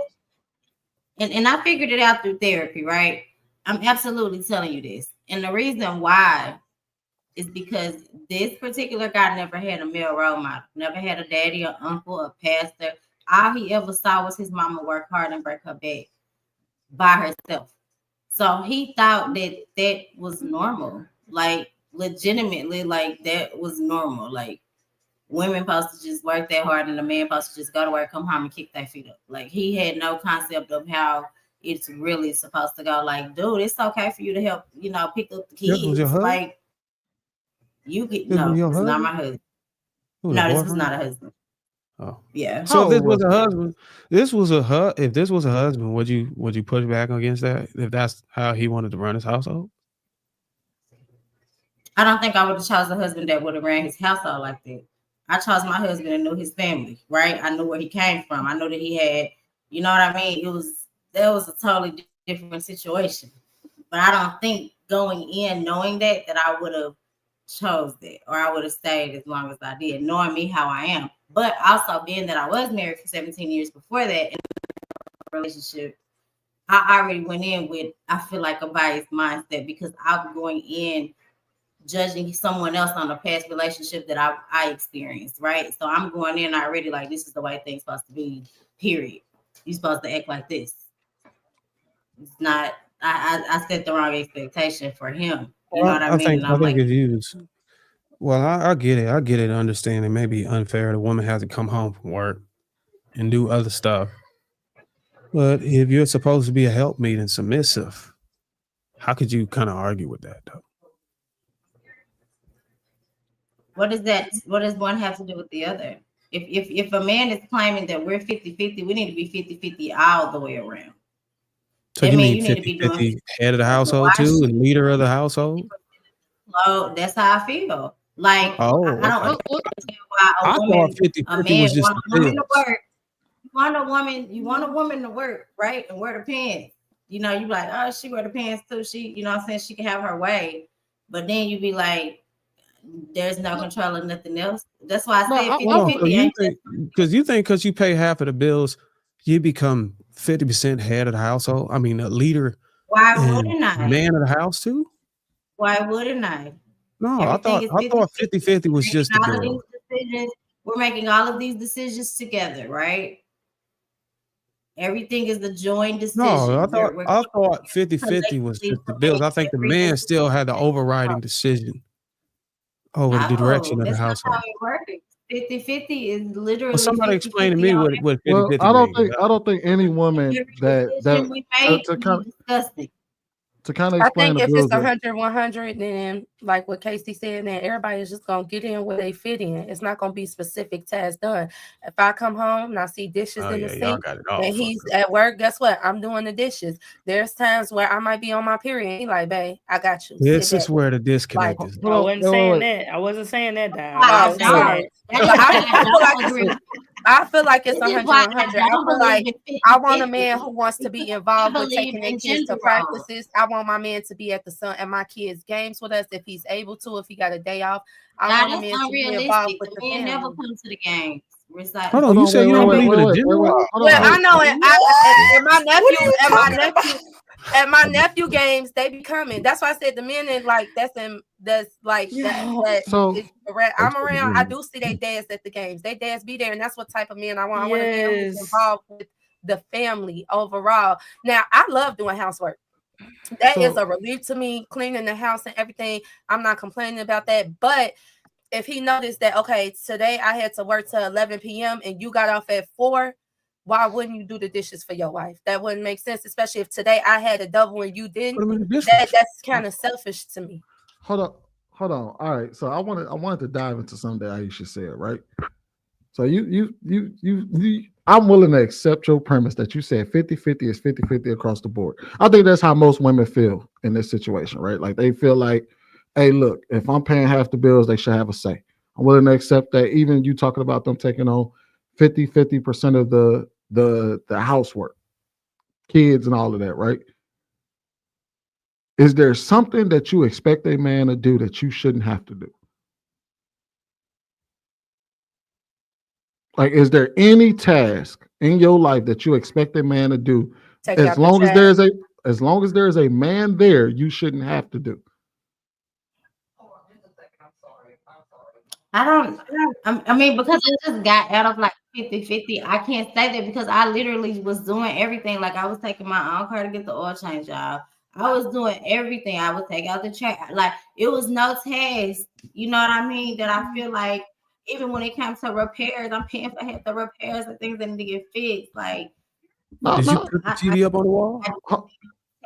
That I wasn't hands on, but luckily I was raised with somebody that showed me how to do things, and I'm very self-sufficient. So did you change the air filter and the furnace out?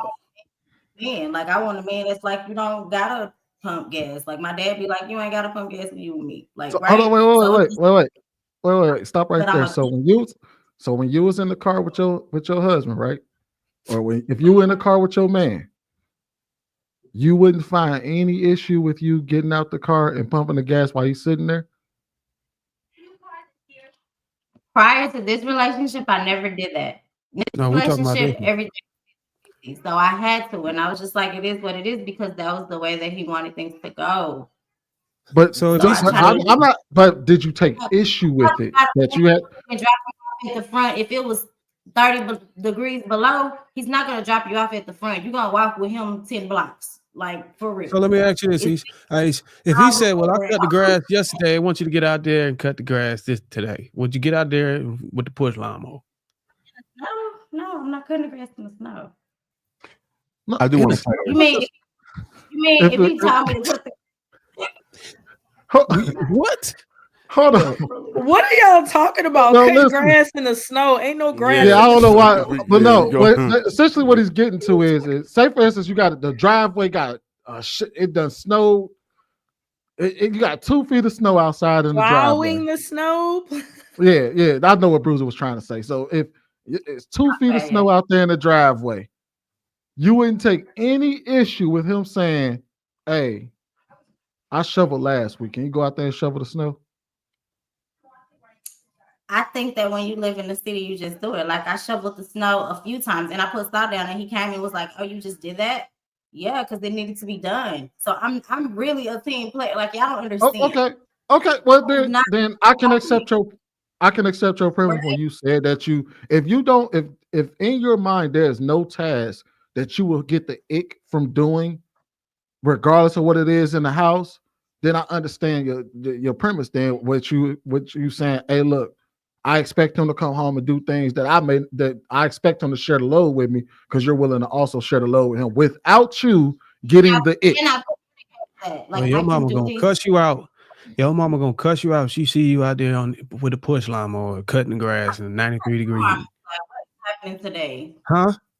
So what? Probably not, because my mom mows the grass, right? So I don't know. Like we mow the grass. We have yards, and my house is gonna have. Y'all mow the grass while the man sitting there watching Ricky Ricardo or something like that. No, she mows the grass now because my stepfather passed 2 years ago. Well, that's what I'm saying. Like if it's a man, an able-bodied man in the house, are you gonna go out there to mow the grass in 95 degrees? She said she don't care. Accept it.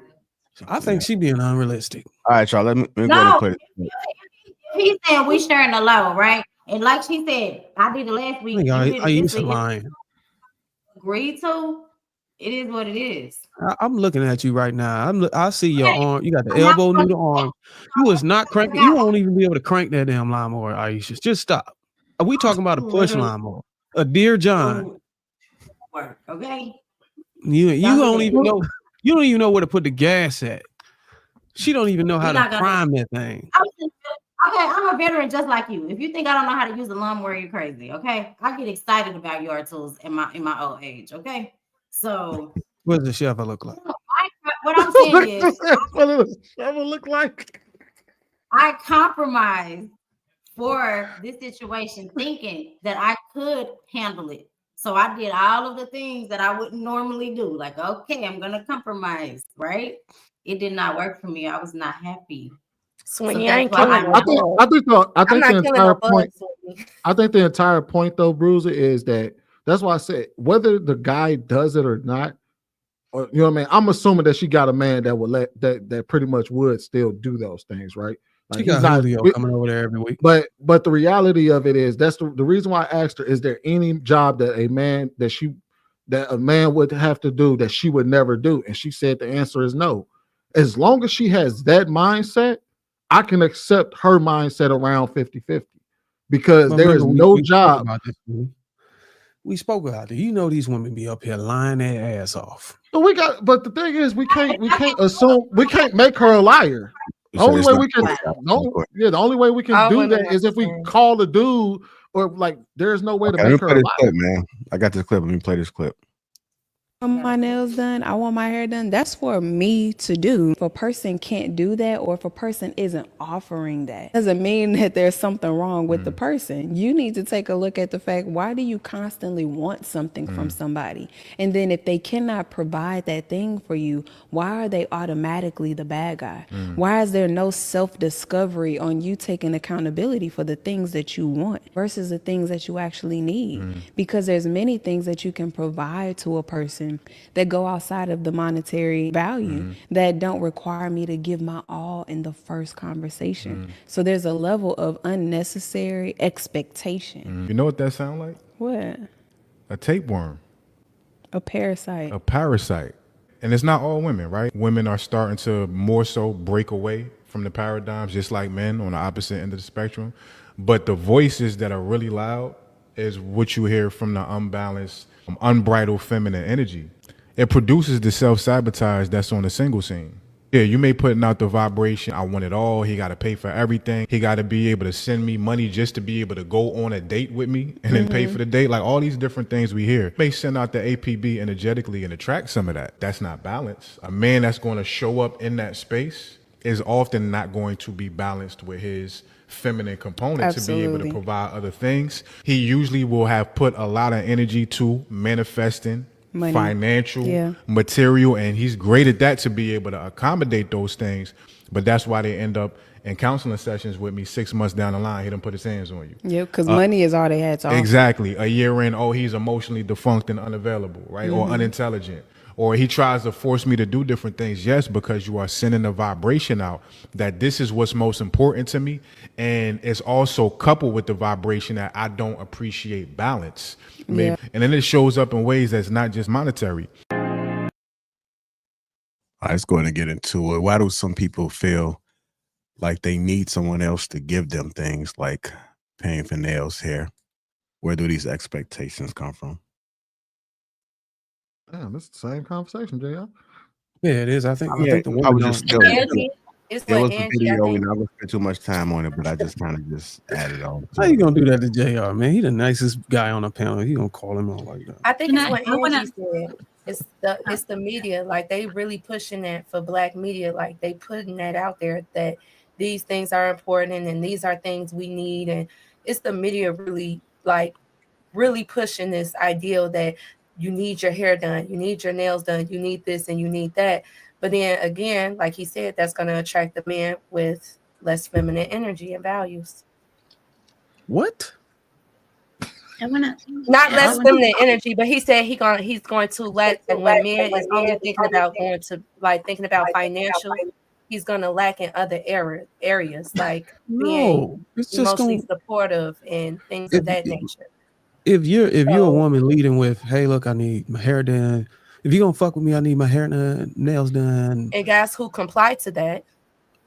Guys who comply to that are coming there for specific outcomes. It's a transaction. I'm gonna swell your tonsils up. You know what I'm saying? Oh my God. You know what I'm saying? What about Scrappy? Scrappy dated married a woman like that. And look what he ended up getting. Look what she did. It's some guys out there actually marrying them. That's what's crazy. Yeah. That's why we do it. It's still a transaction, though. It's still an expectation that comes with it. It ain't just you gonna get taken care of, and that guy doesn't have any expectations. He just expected to stay pretty. Some of them just expect them to stay pretty. Ain't nobody out there. Especially the rich guys. We were just talking about that. Especially the rich guys. And then once that prettiness fades, he gonna leave your ass and go get another pretty girl. But like most people ain't just out here taking care of motherfuckers just for them to be pretty. Like that's just not a thing. And as a matter of fact, I'm gonna tell you how I know it's not a thing. Because there's a reason why these women are running to social media for it. They need 10,000 men to become one man for them. Because there ain't no single man out there just taking care of chicks just because they look good. But once they got what they want, they leaving. So then if she always have somebody doing it for her, that type of woman, it seems like they okay with it. They not those women are typically only fans, and they don't really need. It's becoming a point where anyone really need. Never had that happen. Like I've never had a guy that I was dating pay for my hair and nails. Like literally my husband. Like and that was a part of the bills that just came out the account. Like it was just standard, right? Yeah, Well, like I'm we saying, know like, I our don't. But I'm still in the hood, and from what I'm looking at, these bitches be exposing them. They be exposing niggas. Like, I just ran your pockets. You just bought my wigs. You just bought my bag. You yeah, just but bought those this. women Like, can do that because they're exposing them. those women are in their OnlyFans phase. All of y'all had an OnlyFans phase, and I think some of y'all are aged out of it. So just be honest. That was a card you could for a woman. Just being honest.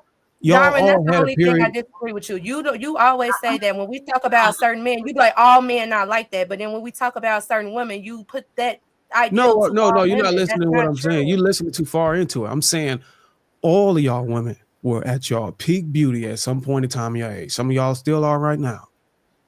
I'm saying that y'all all have a card. Y'all could play y'all OnlyFans card at one point in y'all life. At one time in y'all life, y'all got a window where y'all could play it and thrive on it. I'm saying, man, we don't have that. He basically try. said you had the But that don't capability. Not mean that you, women do. I didn't say he's you not saying that y'all do. To me, I didn't women say who you do did. that I didn't are say you hoes. exercise. Yeah, because you said y'all women. Say there are certain women. The same way you want us to I said specify those when it women came you were down to talking about men, are in their there's certain fate. They're in women their. who do that. Not Hold all on, women do that. die. You're reading too much into it. He didn't say that y'all women do anything. He's basically saying all y'all have the capability at some point in your life He said to that be able. after he said what he just said. But If when he he first correct, said what he said, die. no. Understand this. The If same way somebody when Trev die, said men do this and Darwin got up saying like not all men, I'm gonna say the same thing. I Not didn't get all upset. women, and then that's when he came back and die, corrected himself. die.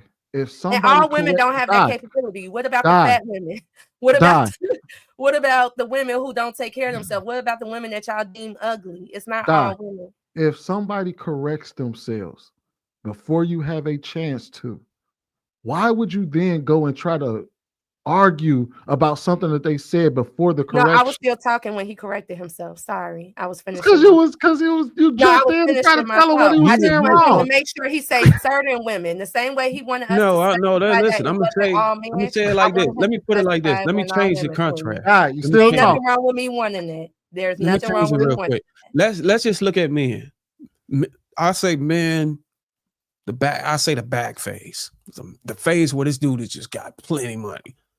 Most men won't even never reach that. Ever. I'm saying all women will always reach their OnlyFans phase in their life.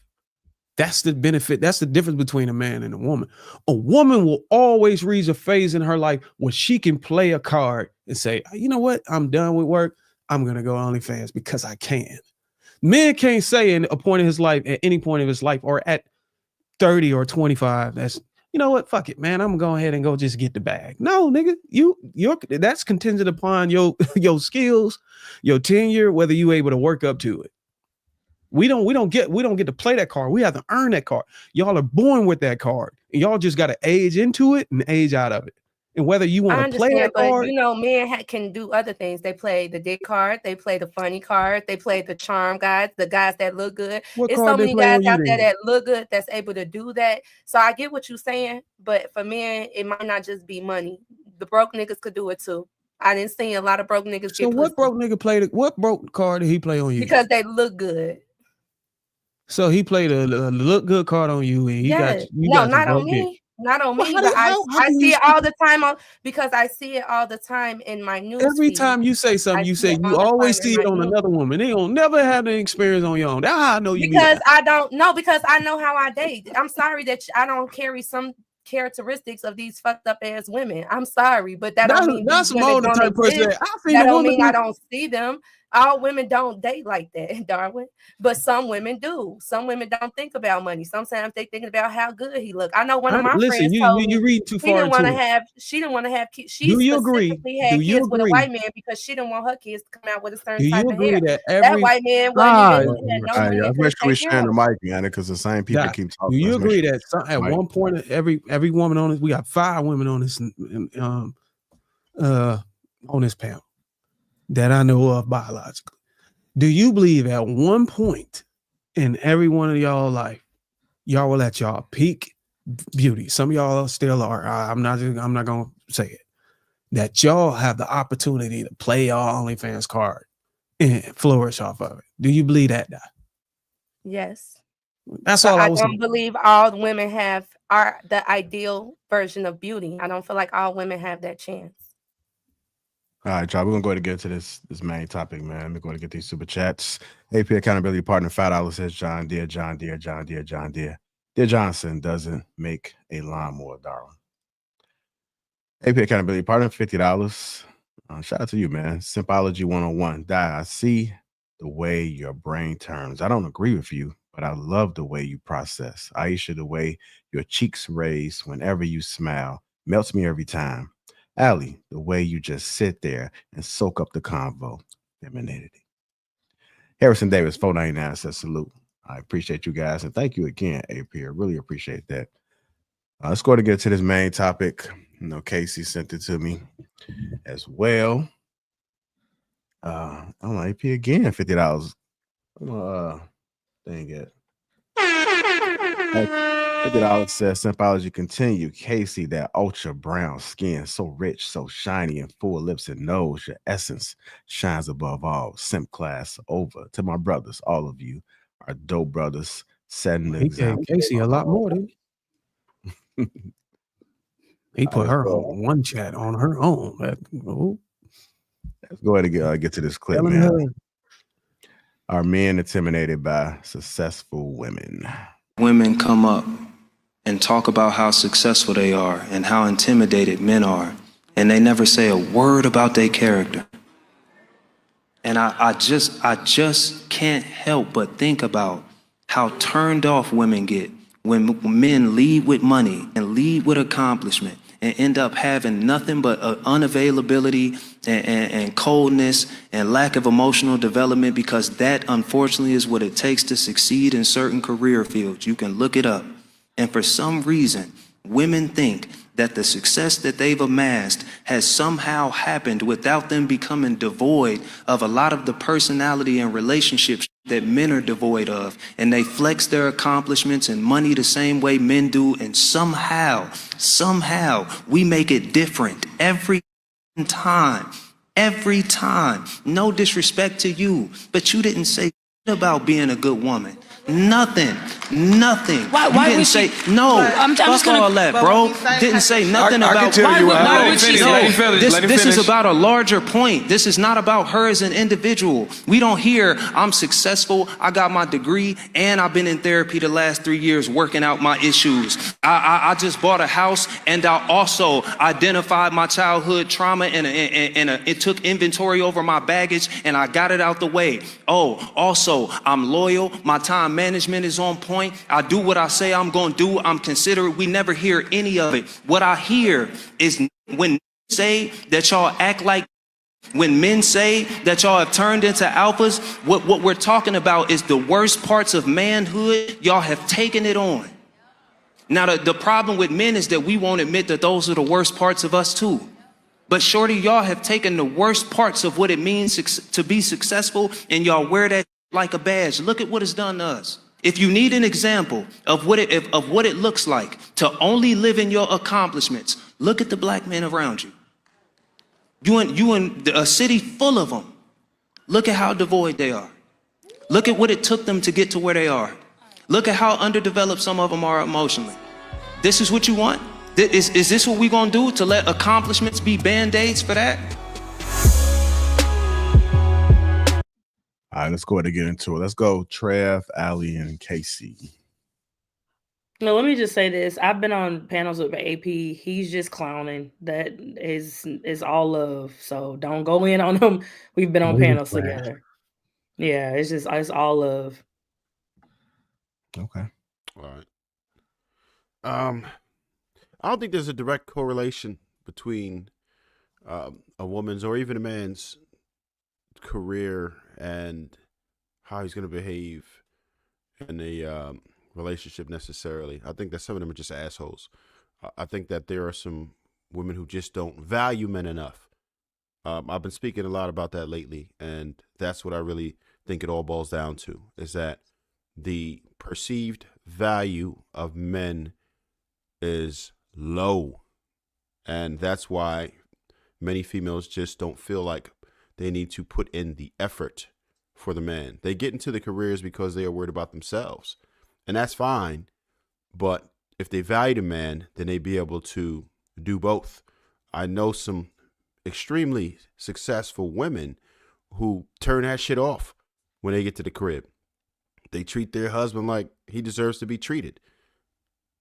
It doesn't have to work like that. You don't have to be part like what I do as my career. It has nothing to do with how I am as a person when I come home. I don't live that life. I have a job, but that doesn't mean that that's what I am all the time. Like it's just not how it has to be. Sometimes it is, unfortunately, right?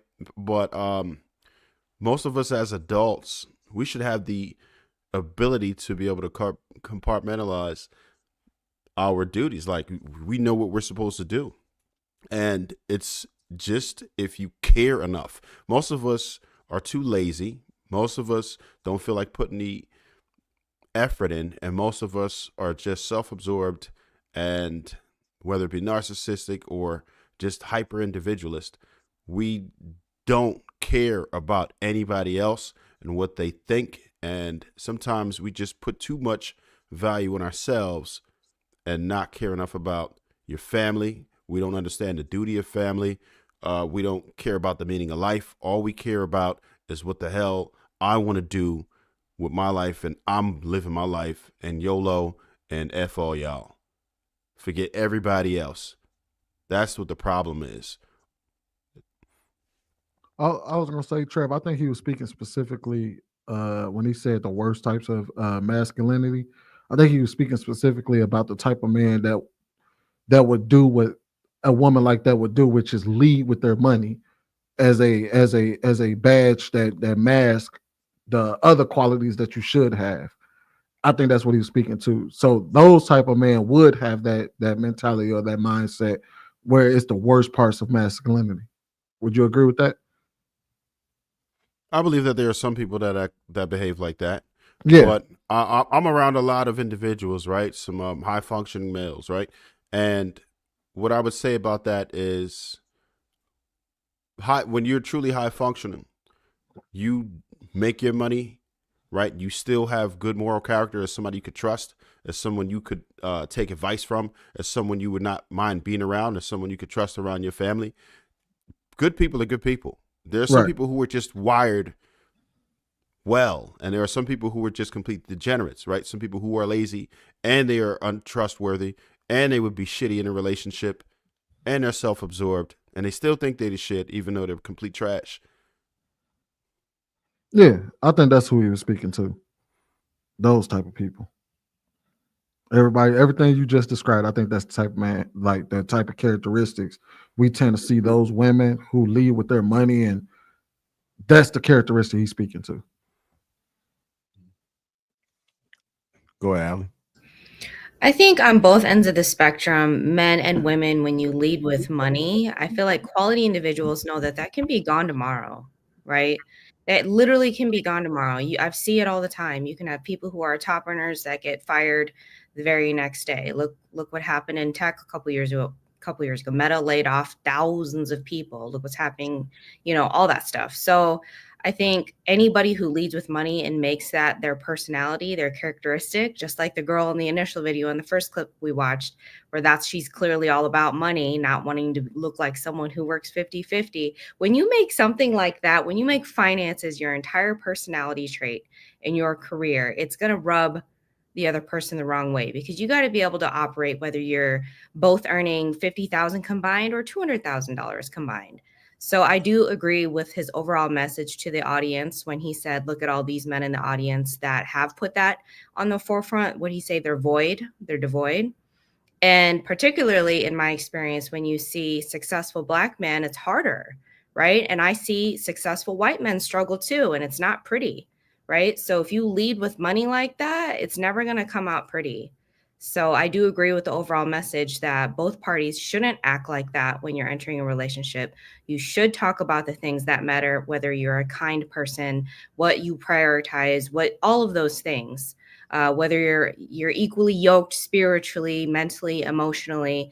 Because what is that saying? People who work in hospice say, everyone on their deathbed, no one says that they wish they would have worked more. No one says that they would have put more in hours or chased their career. No one says that. Everyone says that they wish they would have spent more time with their loved ones or treated someone right or this, that. So it's like, I do agree that both sides, it's terrible if that's the way that you're going to lead your life, because shit happens in this life and you cannot lean into money in that way. It is part of the discussion, absolutely, but it shouldn't be the way that people are approaching it with this 50-50 with, I'm a successful lady, I'm a successful man, because yeah, it could all go away tomorrow. Look at all the people in California that lost their homes, right? Now they got to start over. So to me, it's like ludicrous. Like it was interesting in that very first clip, who said that? I don't remember who said it, but it's a very American thing. I see it that way. It's a very American thing for us to be talking about money like this, because that's why I said I couldn't relate to it, because I was raised in an environment just like I described. Whether you're making 20,000 combined for whatever reason to 70,000, you are with your partner to figure it out. And regardless. So that's why I said I felt so disconnected, because this is such an American conversation. So I'll end with that. All right, go ahead, Miss Casey. I'm enjoying listening to everyone. I really wanted to hear everyone's points when I came across the clip. I'm not too familiar with all of their standpoints on tonight's conversation, but I love the way he worded it and how women have been approaching relationships, well, in a more masculine manner. This is what I'm doing. This is kind of the self-centered, self-focused talk that Trev was talking about. And it is a reason why men are saying, okay, you act like a man. And they're like, no, I don't act like a man. I don't look like a man. But essentially that's what he described it perfectly. It's the attitude of, this is the work that I'm putting in. But essentially, as women, we're nurturers, we're givers. A man doesn't want to be in a relationship with another man. So presenting that way, yes, you can look like a woman, but leading with that mindset into a relationship can come off very masculine to men. And so I agreed with his point completely. All right, let's go Amira then, Sweeney. I don't see why this, I mean, even the premise of the conversation where he said, you know, women are leading, he said women should lead with, I got my degree and I went to therapy to sort out my childhood traumas. I mean, maybe I'm wrong, but I don't understand why women would lead that way in the first place. Even with the whole, I sort out my childhood traumas, women's value isn't supposed to be in these types of degrees or something. I mean, I think it's already a masculine premise to lead with accomplishments anyway, because that's what men are supposed to do. Men are supposed to get out there and accomplish and compete. Women aren't supposed to be like that. We are supposed to, our accomplishments are, McPherson brought up a good point. He said that a woman is born with value, a man makes his value. Kevin Samuels just talk about that all the time, that women are born with value that slowly depletes, that slowly decreases, while men, they're born with nothing and they have to make themselves. So a woman's value is not so much in any type of accomplishment. Even if you did go to school, so what? That doesn't make you a better wife. That doesn't make you a better mother. It doesn't make you anything. So what? It's nice. I guess you can teach the kids what you learned in school, but any woman leading with that, I think the whole premise is off to me. And as for leading with money and leading with the worst characteristics of money, I think that he was talking about the coldness of it. Like a person who has money, they're going to tell you, I don't need you. I don't need you. If I want you here, you'll be here. If you don't, then, and I think a lot of women are leading with that today too. A lot of Western women are leading with that. I make my own money. I don't need you. That kind of coldness, that kind of disposability of humans. We treat each other like we're disposable. and I don't need you. And women didn't used to be that way. Typically, women are seen as the glue of families. Women are the only things that keep families together. That's what the value of a woman is more. I mean, maybe you guys disagree with me, but I believe that that's the value of a woman, is being the glue. That's the gold of a woman.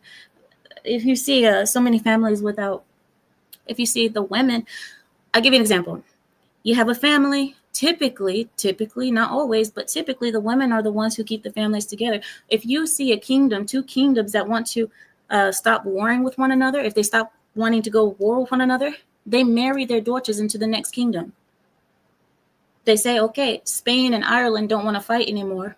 The Spanish princess will go marry the Irish duke or something like that, and that way there's a unity. That's how they used to do it, so that there wouldn't be any more fighting between those two nations. Women are glue. They're supposed to be the glue of families, and leading with that premise of I went to school, I did this, my accomplishments, my money, it's a very masculine thing.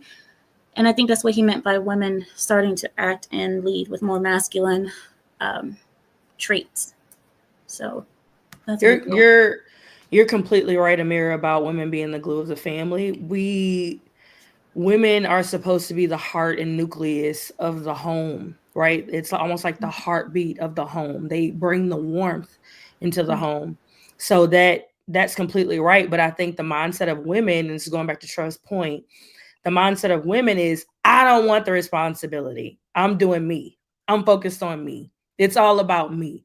If it doesn't serve me, I don't want to deal with it. And that's going across every sector of society right now, right? Even when it comes to, women are saving or working for America, or always have to save everybody. Women are in this place within the Western world of, I don't want to do it anymore. I need to choose me. I see all kind of things in campaigns. Choose yourself, put yourself first. It's time to focus on you. So that agenda is being pushed, and young girls without any guidance think that that's a mantra that they should take on themselves. But like you said, to much is given, much is required. So people want the finished product, and they want the picture of how a family looks. They want the picture of a husband and kids, and everybody's perfectly dressed, and the dog and the fence and the house and the cars and everything else. But they don't realize what is their responsibility to not only get that, but also the responsibility to maintain that. Men are focused on providing for their family.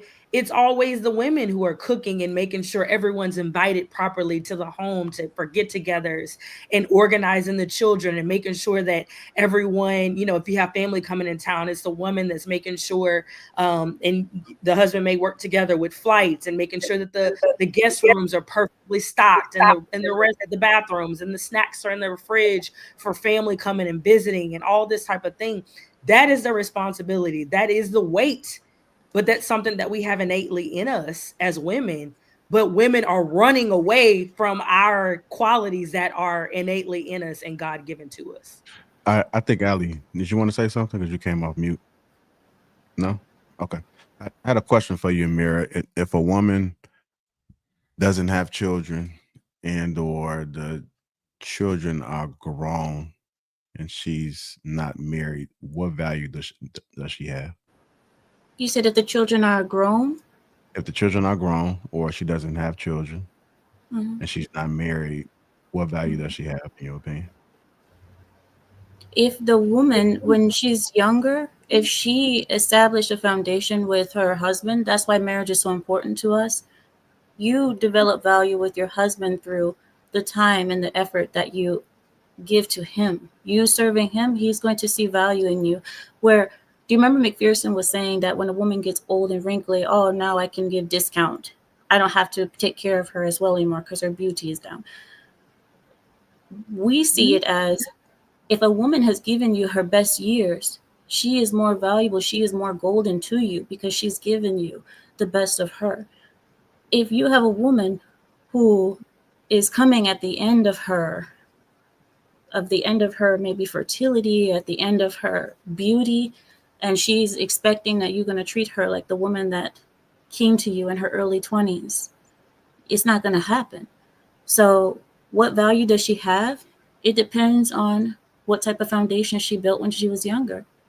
Did she give herself to a family? Did she give herself to her husband? If she was barren, that's a whole different issue. And if the children are grown, well, we don't separate in our families. Even if the children are grown, many times the daughters stay in the house. So there is no loss of value or need of a woman for us. But I know in Western world, children leave the home. So I can't speak on American families. I think this I don't need no man thing is it's a layer of truth that hides behind lies, especially in the manosphere.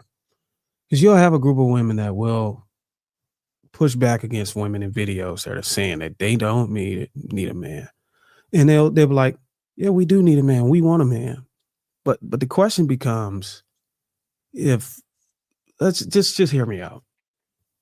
If women, let's talking about the manosphere, if women on the manosphere panels are given the blueprint to marriage, like there's a lot of married guys that come on this panel and tell them what men want from them day in and day out. But these women remain unmarried a year later. Does that prove that they're unwilling or incapable of applying what they learn?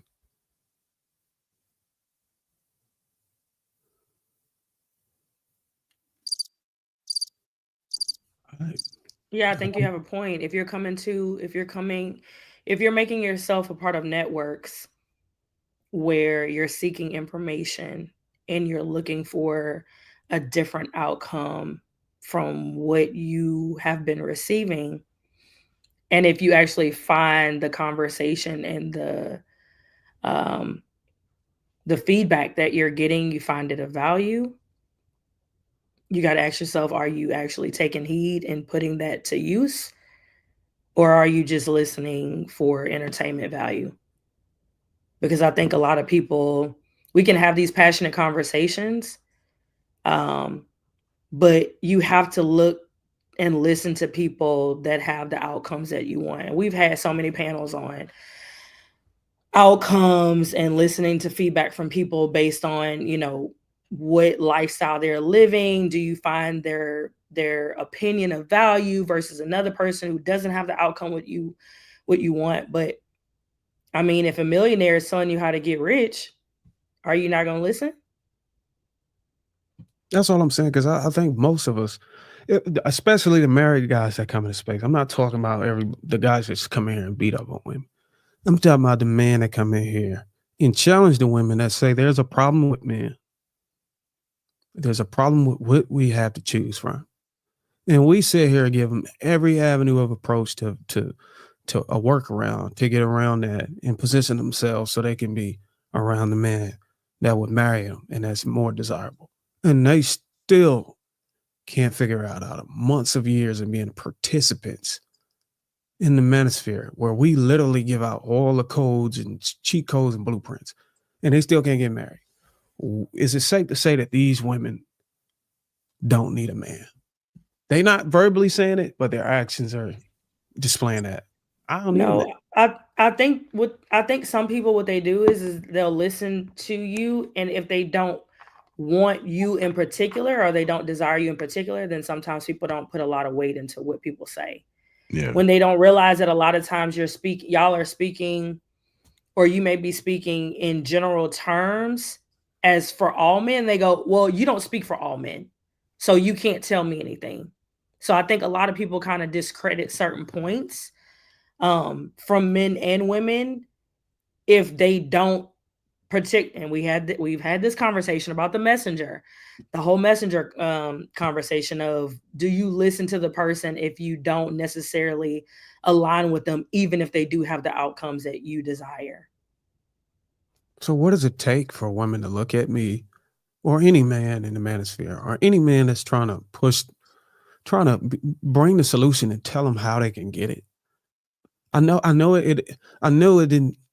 know it was a man who had millions of subscribers and he still wasn't even able Rest in peace to us all. What is it going to take? It's some people you can't help. Okay, so coming from the fitness industry, there's so many people. I can give you hundreds of DMs over the years of people saying, "Hey, Case, how do you do it? How do you, first of all, before I had kids, how do you stay in shape? Then after gaining 62 pounds with kids, how did you lose your weight? I'm not going to charge you. You're a friend or somebody I know. I'll give you the basic foundation for what you can do. Cause I don't sell meal plans and I don't do that. So I'll give you the cheat code. I'll give it to you. Do you think they ever implement it? No, because sometimes to do the work is too hard. People don't want to do the work. They want the outcomes, but they don't want to they don't want to make the changes necessary to get the outcomes they want. So it's easy to just keep asking the question. It's easy to just repetitively go to person after person after person, complain about the situation you're in, complain about, oh, there's so much hormones in the food now, and I can't lose weight, or there is so much. You find every excuse to stay in the rut you're in, but there is a way to get out of it, whether it's going to the doctor, getting blood work done, changing your diet, getting a personal trainer. There's so many things you can do, but you choose to keep asking people, and there's people telling you 50 different ways to do it, and you won't do it because it's uncomfortable. You said that. I'm glad you said It's that because uncomfortable. I keep people keep saying that there's no available bachelors. There's no men out there. They're in jail. They're either gay. So I'm glad you went on a record to say that, because I see a lot of men that can be a husband, and the women just don't want them. And I don't know if it's whether they don't see them or I don't know what it is. You might have it right. They might just don't want to do the work. They may just be lazy.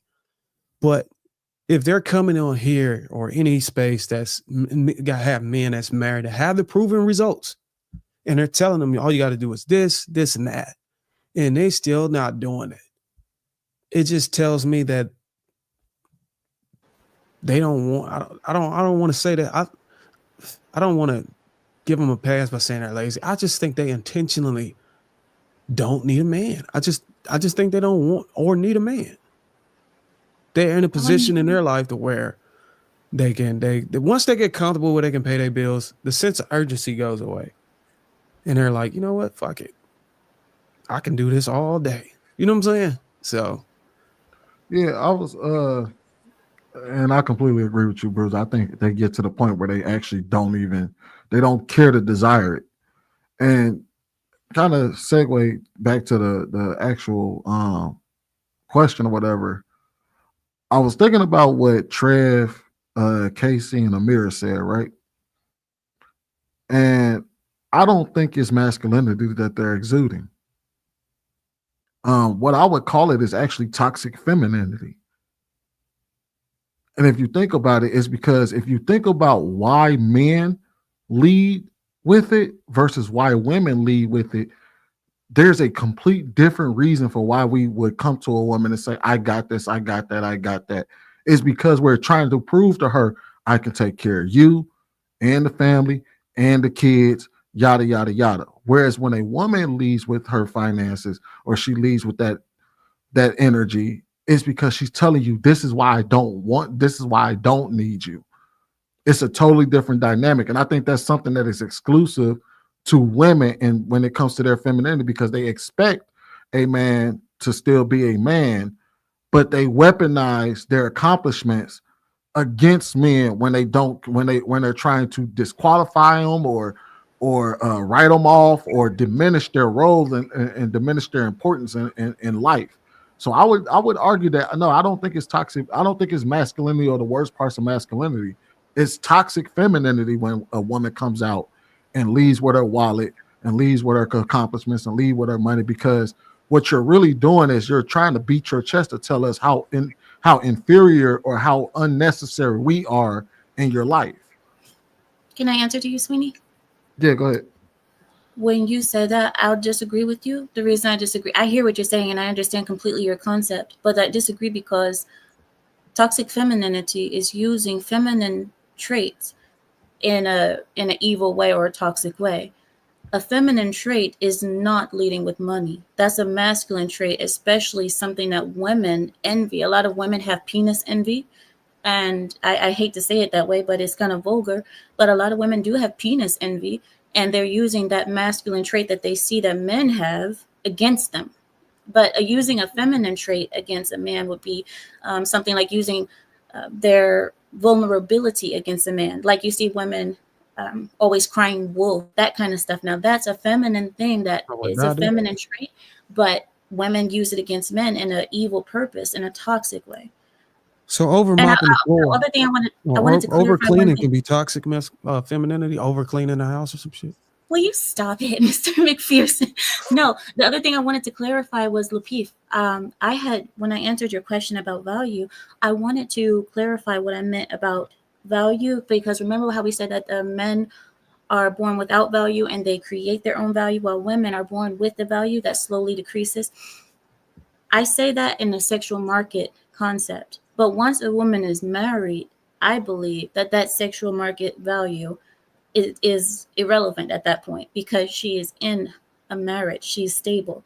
Then I believe a different type of value begins, her marital value. And I think that's the thing that I wanted to clarify, where she becomes valuable to that man. So he no longer has to see her as competing with other women, because she's his. She's owned. She's already owned. She doesn't need to compete with other women's. Well, she still will, but she doesn't have to in his eyes, because that's his. She's his.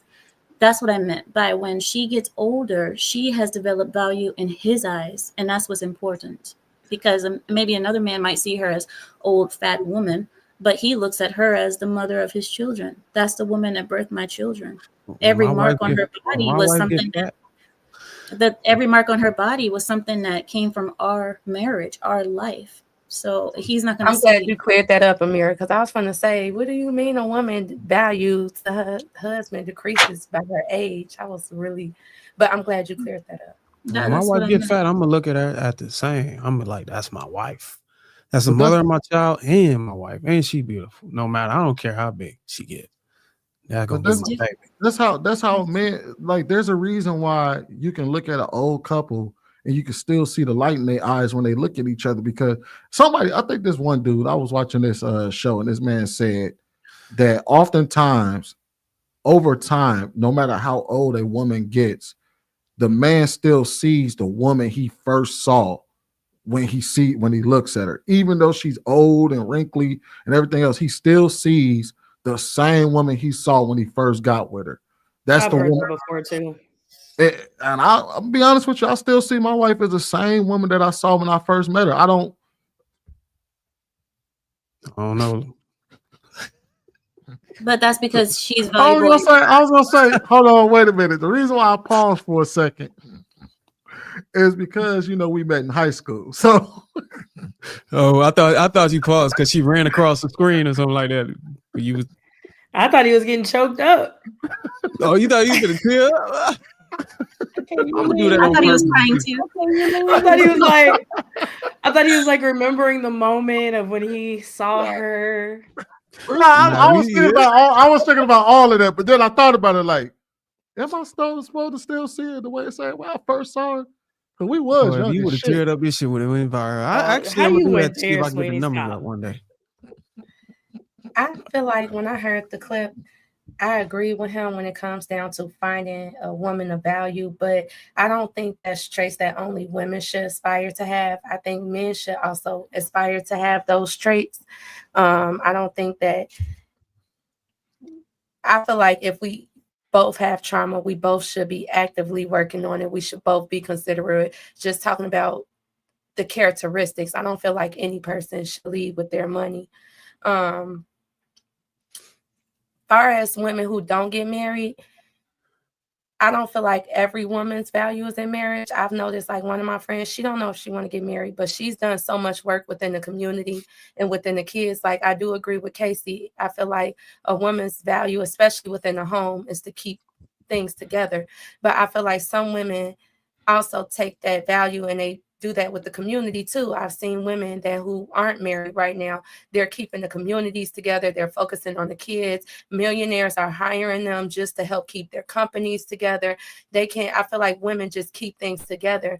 I don't feel like women actually go after those traits, because even on here, when you hear men talk about the value of women, I really I never heard a man say that before on this podcast. So it's like, if men aren't recognizing that value and speaking on that value, then how will women know to aspire to be that?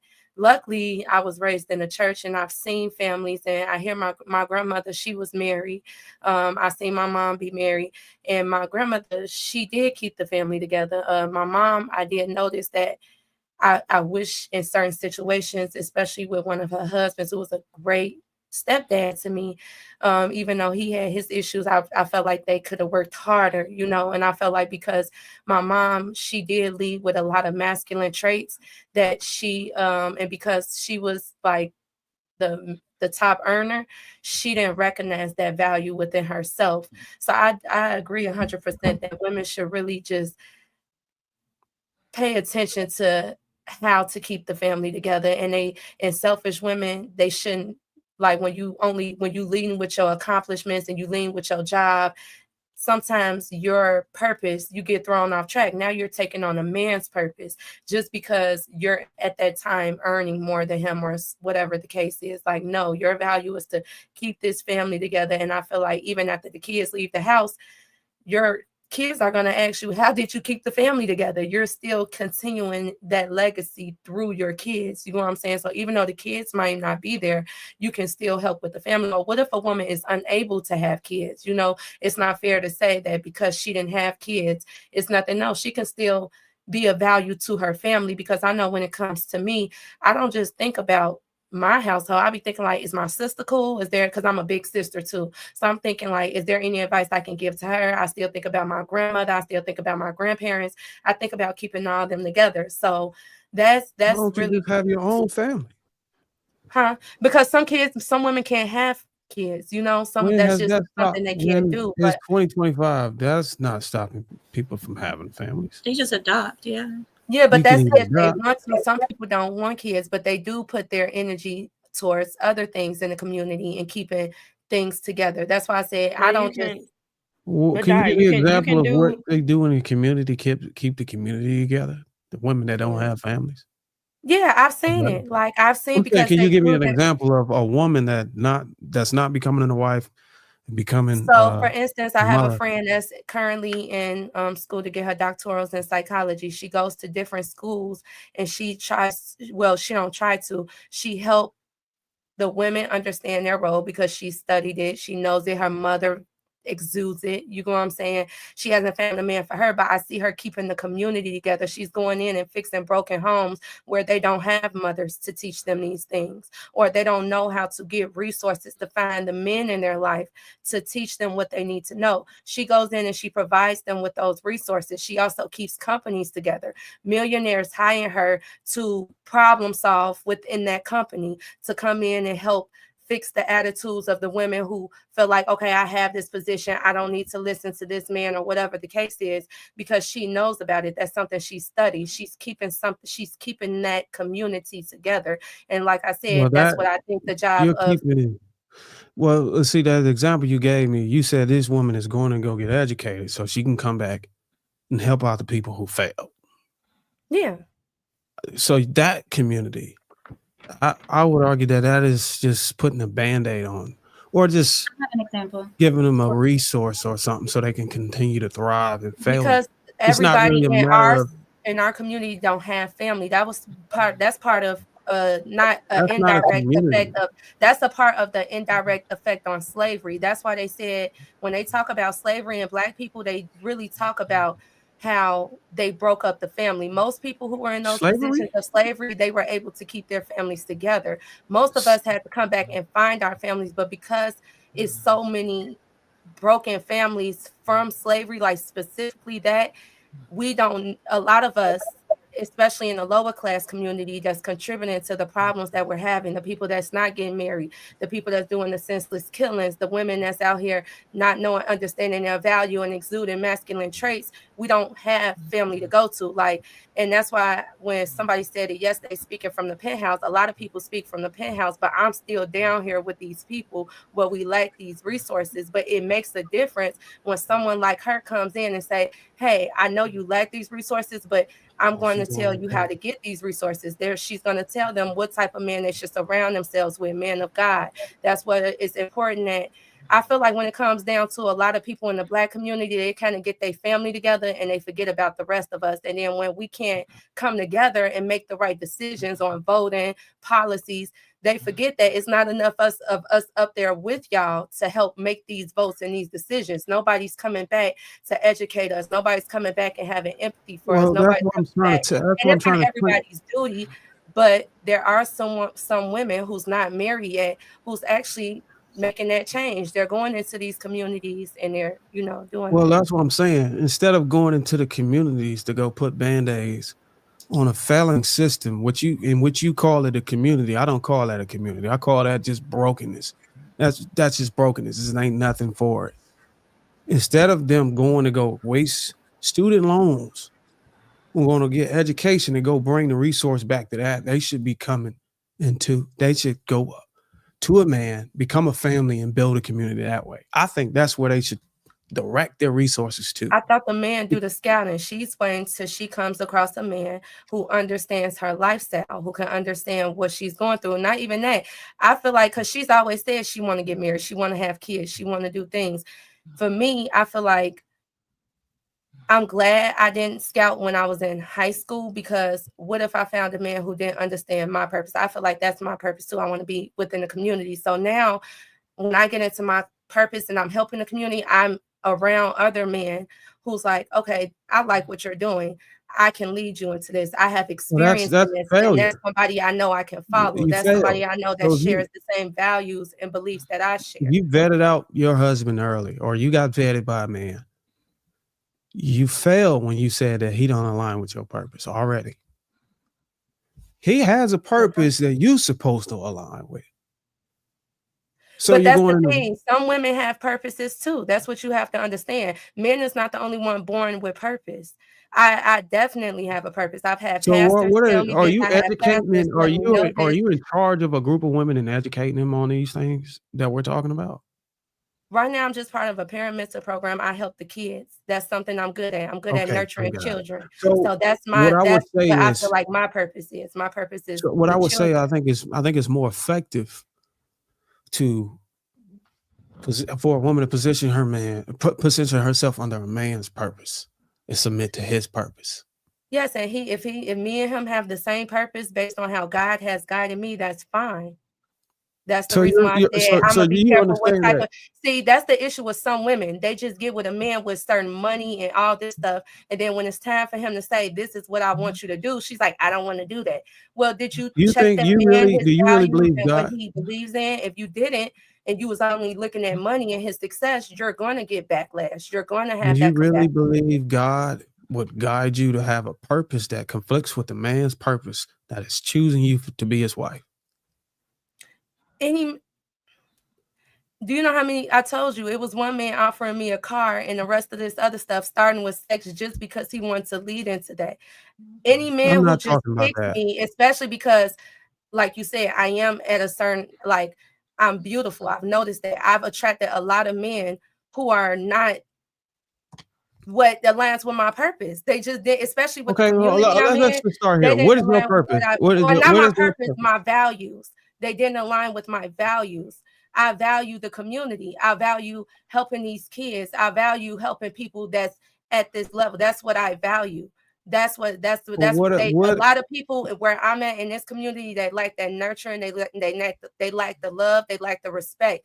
I've noticed I've had effects on children. There's a kid who used to come into the school all the time, getting in trouble every single week. Just by having, when I found out what type of mother he had, all I had to do was tell him, "Hey, I believe in you. I know you messed up last week." What you're saying is you're a safety net for the failure. When people make poor decisions, your purpose is to be the safety net under them instead of inserting yourself into a family and building a nuclear family, which also becomes an extension of a community. If we can do it at mass, You're saying that you're and this other woman you spoke about is going to go take resources and go into student loan debt. They'll go have an education to come back and be a pillar of a safety net for a failing system. I believe that God will put a man in my life who can lead me. I believe that. I believe You when just said it. I believe when a man who's, like I said, the values align with mine, when he sees the work I'm doing, he's going to be like, I can lead her. He's going to see me and know that he can lead me. It's going to take a strong man to do that, but I believe he will be able to. I believe he will see that. What I'm saying, what if this man says, hey, look, I understand you out here in the community doing work, but I need you over here. Then what? If that's the same, if our values align and I prayed on him and this isn't the man that's going to be my husband, I'm going to listen to him and make sure we get our house straight first. But for right now, I cannot be, based on where I'm at in my community, based on the men I'm surrounded by, I cannot be solely focused on finding a husband, because the quality of man. Well, if and where God I'm sent at, you a man, then you're going to reject him. That's what I'm trying to tell you. You said what? If God send you a man, like you said, you believe God is going to send you a man. If he send you this man and he say, hey, look, I have my own purpose and I have value over here, I need you to attend to. I need you to come over here. I have to make sure I can attend to that. He got to set out, like they said, the man's supposed to set out what it is that he needs from me. And if I can give that to him, then yes, I will follow him. But if I cannot give that to him, why would I make that harder on him? That doesn't make sense. Well, he's just saying, I need you to get away from the community. That means because every man who chooses a woman don't always choose the right woman. So just because a man chooses me don't mean he's choosing me and he's aligned with God and everything like that. That doesn't make sense. So basically, Di, what he's saying is, because he led with God sent you this man. And what he's saying is that even if God sent you the man, you will reject him. No, I would know. That's why I said I would know, because I've been following I've been following God my entire life. Yes, I've made mistakes, but I've always followed God. So yes, if this man of God come to me and God told me and he spoke to me and said, this is my man, I'm going to listen to what he tell me to do. I'm going to trust God. Is God really going to speak to you and say, hey, Di, that's your man? It depends on how you believe God speaks to you. If God came to me, like you said in your example, how would God speak to you in that scenario? If God came, it's only that's between me and God. God's relationship with you is different than his. No, I'm not trying to tell you. Put it. No, I wouldn't be able, as a woman, I wouldn't be able to put that into words. But like I said, that man will be able to lead me. He will be able to guide me. He will be able. I will be. It's not, and as long as he's what you want. I will.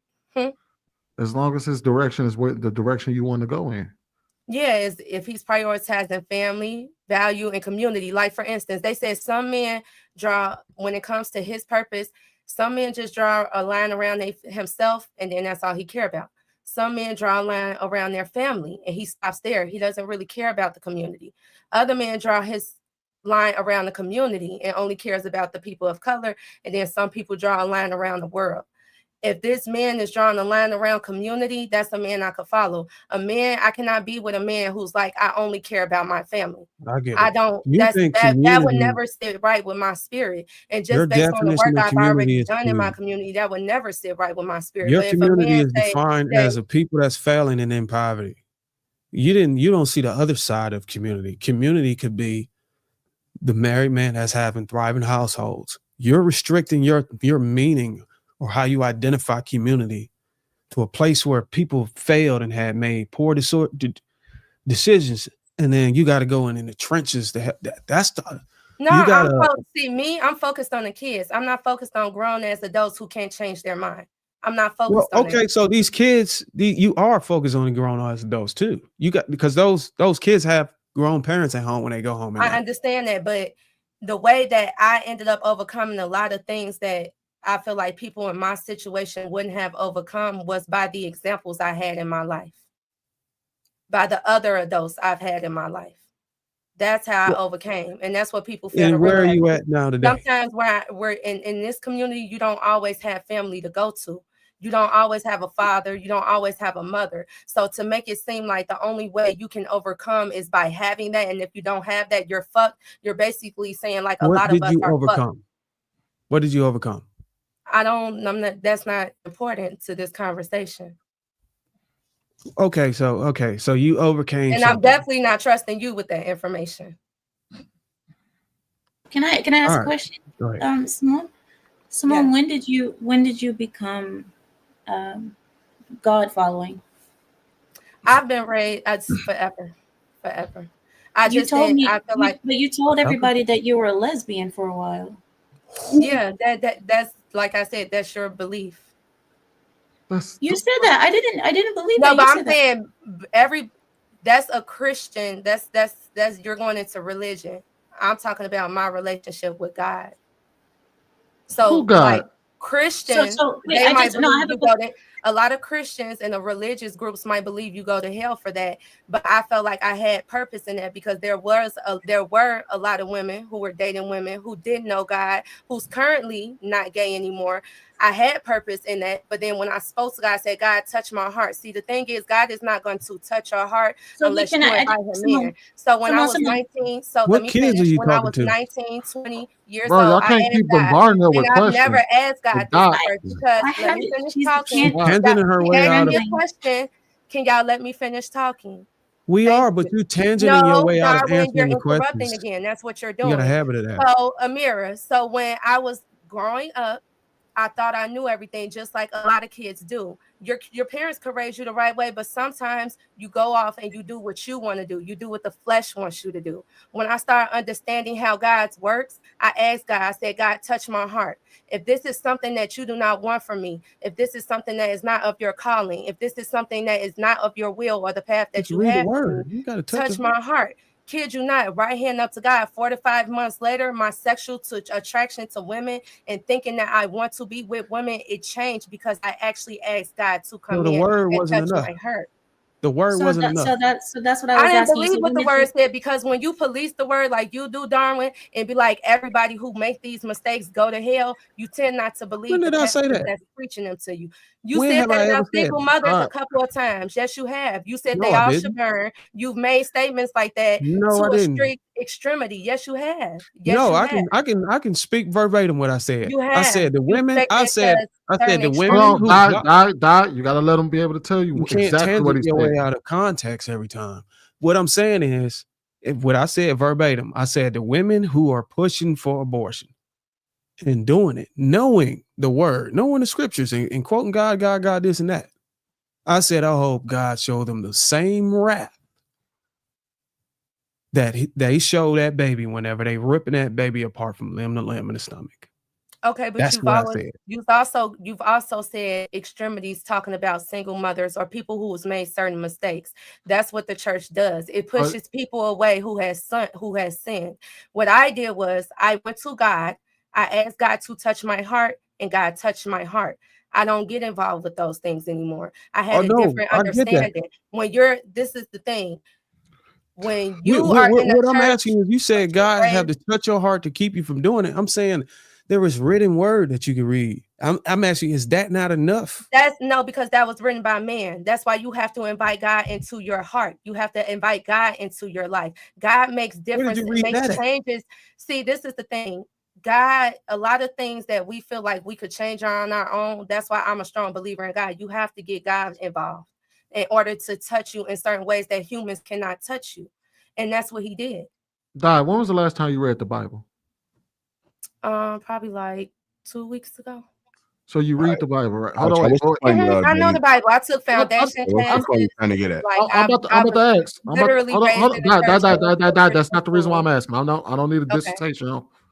So the question that Bruiser is asking, because you obviously read you read the Bible, you study the Bible, you interpret the Bible. I'm sure that you use it as a foundation at points in your life. I'm sure you're not just dismissing this whole book, right?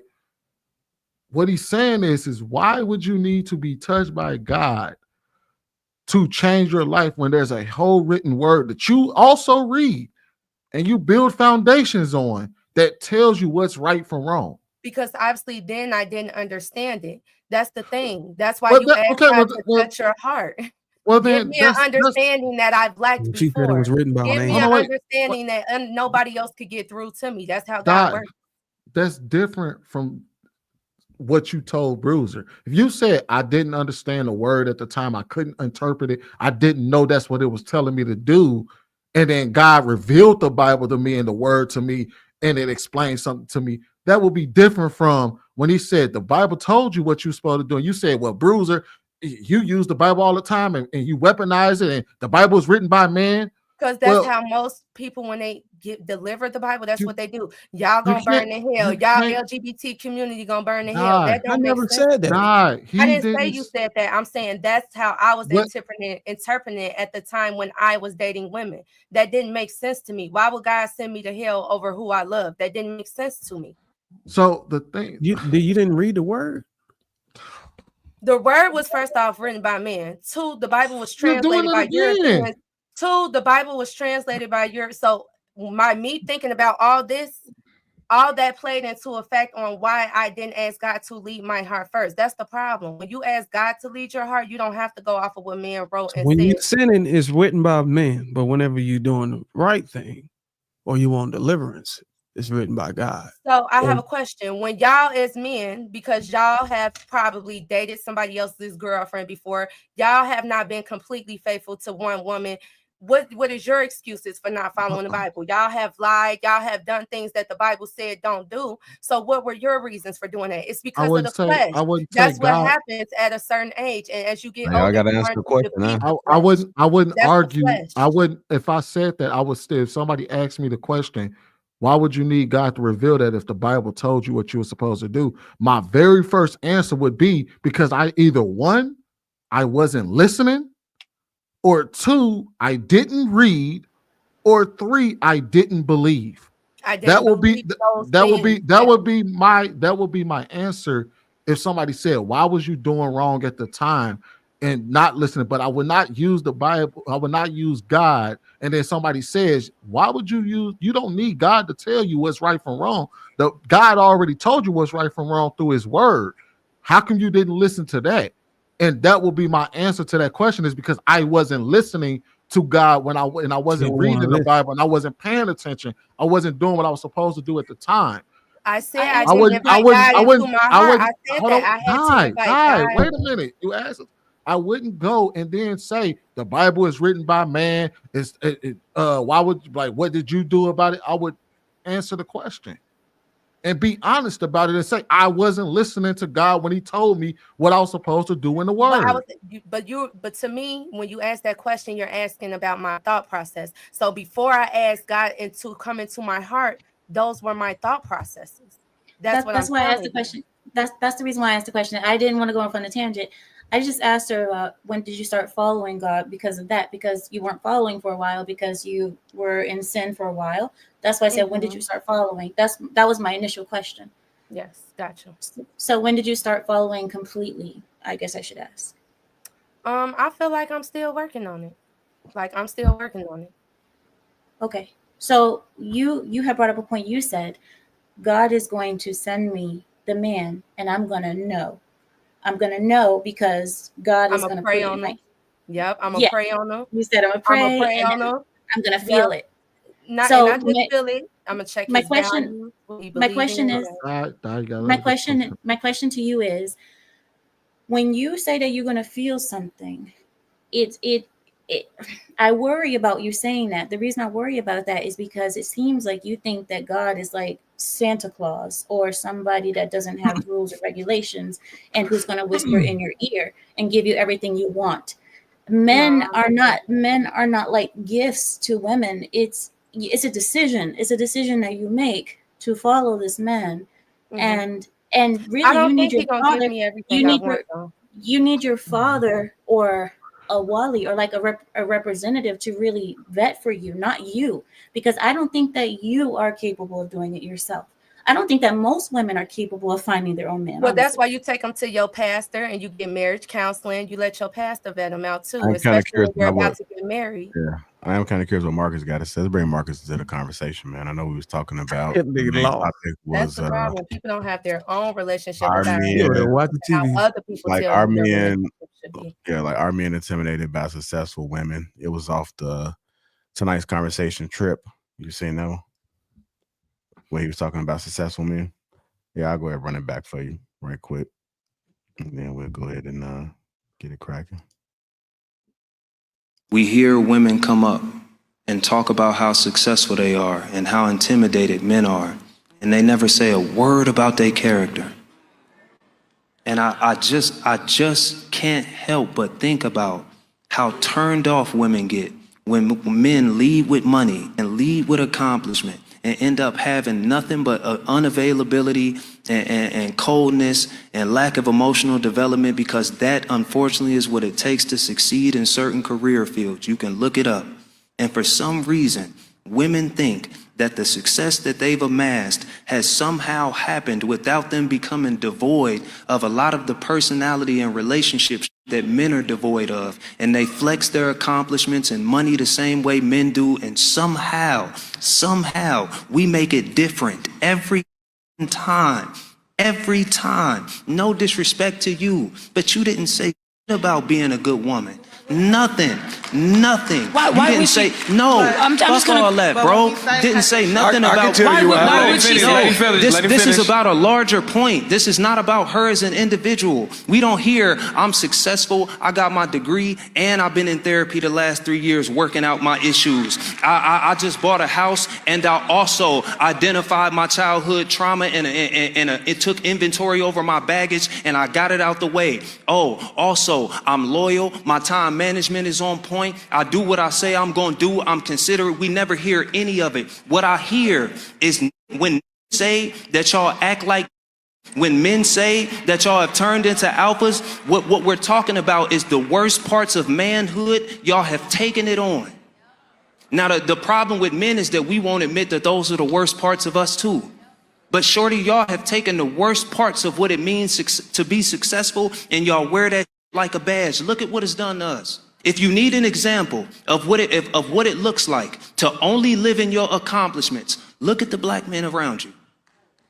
You in a city full of them. Look at how devoid they are. Look at what it took them to get to where they are. Look at how underdeveloped some of them are emotionally. This is what you want? Is this what we're gonna do, to let accomplishments be band-aids for that? All right, I'm white. Yeah, so shout out to Trip. He be cooking. So I don't think it really spoke to the "are men intimidated by successful women" point. I think it spoke more to the a parallel that I kind of see between atypical personality types and relationships, and it's transcending gender in this context when he's saying the people that remove all the other things and barriers that inhibit you from reaching the most successful you can be, or the most educated you can be, and remove that relationship between interpersonal relationships. So you're not a better man, you're not a better woman, you don't know how to communicate on both sides, because he was paralleling it for both sides, the way I interpret it, right? And based off those things, even at the in-person event when we were speaking about, we talked about this, and I was saying like that's like your degree or your job or your paycheck don't make you a better mother, a better spouse, or a better sister, or a better husband. Like those things just fulfill one part of a need, the materialistic need, or that portion of security where you have to provide a home, or you have to provide certain amenities in life. Yes, money can provide that in abundance. However, the other components that are required in life, if you put so much value in those that you forget, or you just completely ignore the other portions of that, then you'll create broken people. Speaking about children, or you'll break somebody within a relationship, or yourself will have a wound that you can't heal. I think, yeah, back to the initial point I was trying to make, I think that there is some type of a tie between people who are so extremely driven that they have to get to the tip top, that there's a hole on the inside of them from something. It could be childhood poverty, where they didn't feel like they were enough, and they have to succeed in order to just show their worth to the world, to provide some form of value. Or I also think that I can't say this for women, but sometimes in men, it might have something to do with a specific sexual gratification that they really need to reach the upper echelon to be able to request some really awkward fetish fires. So yeah, that's my thoughts on that.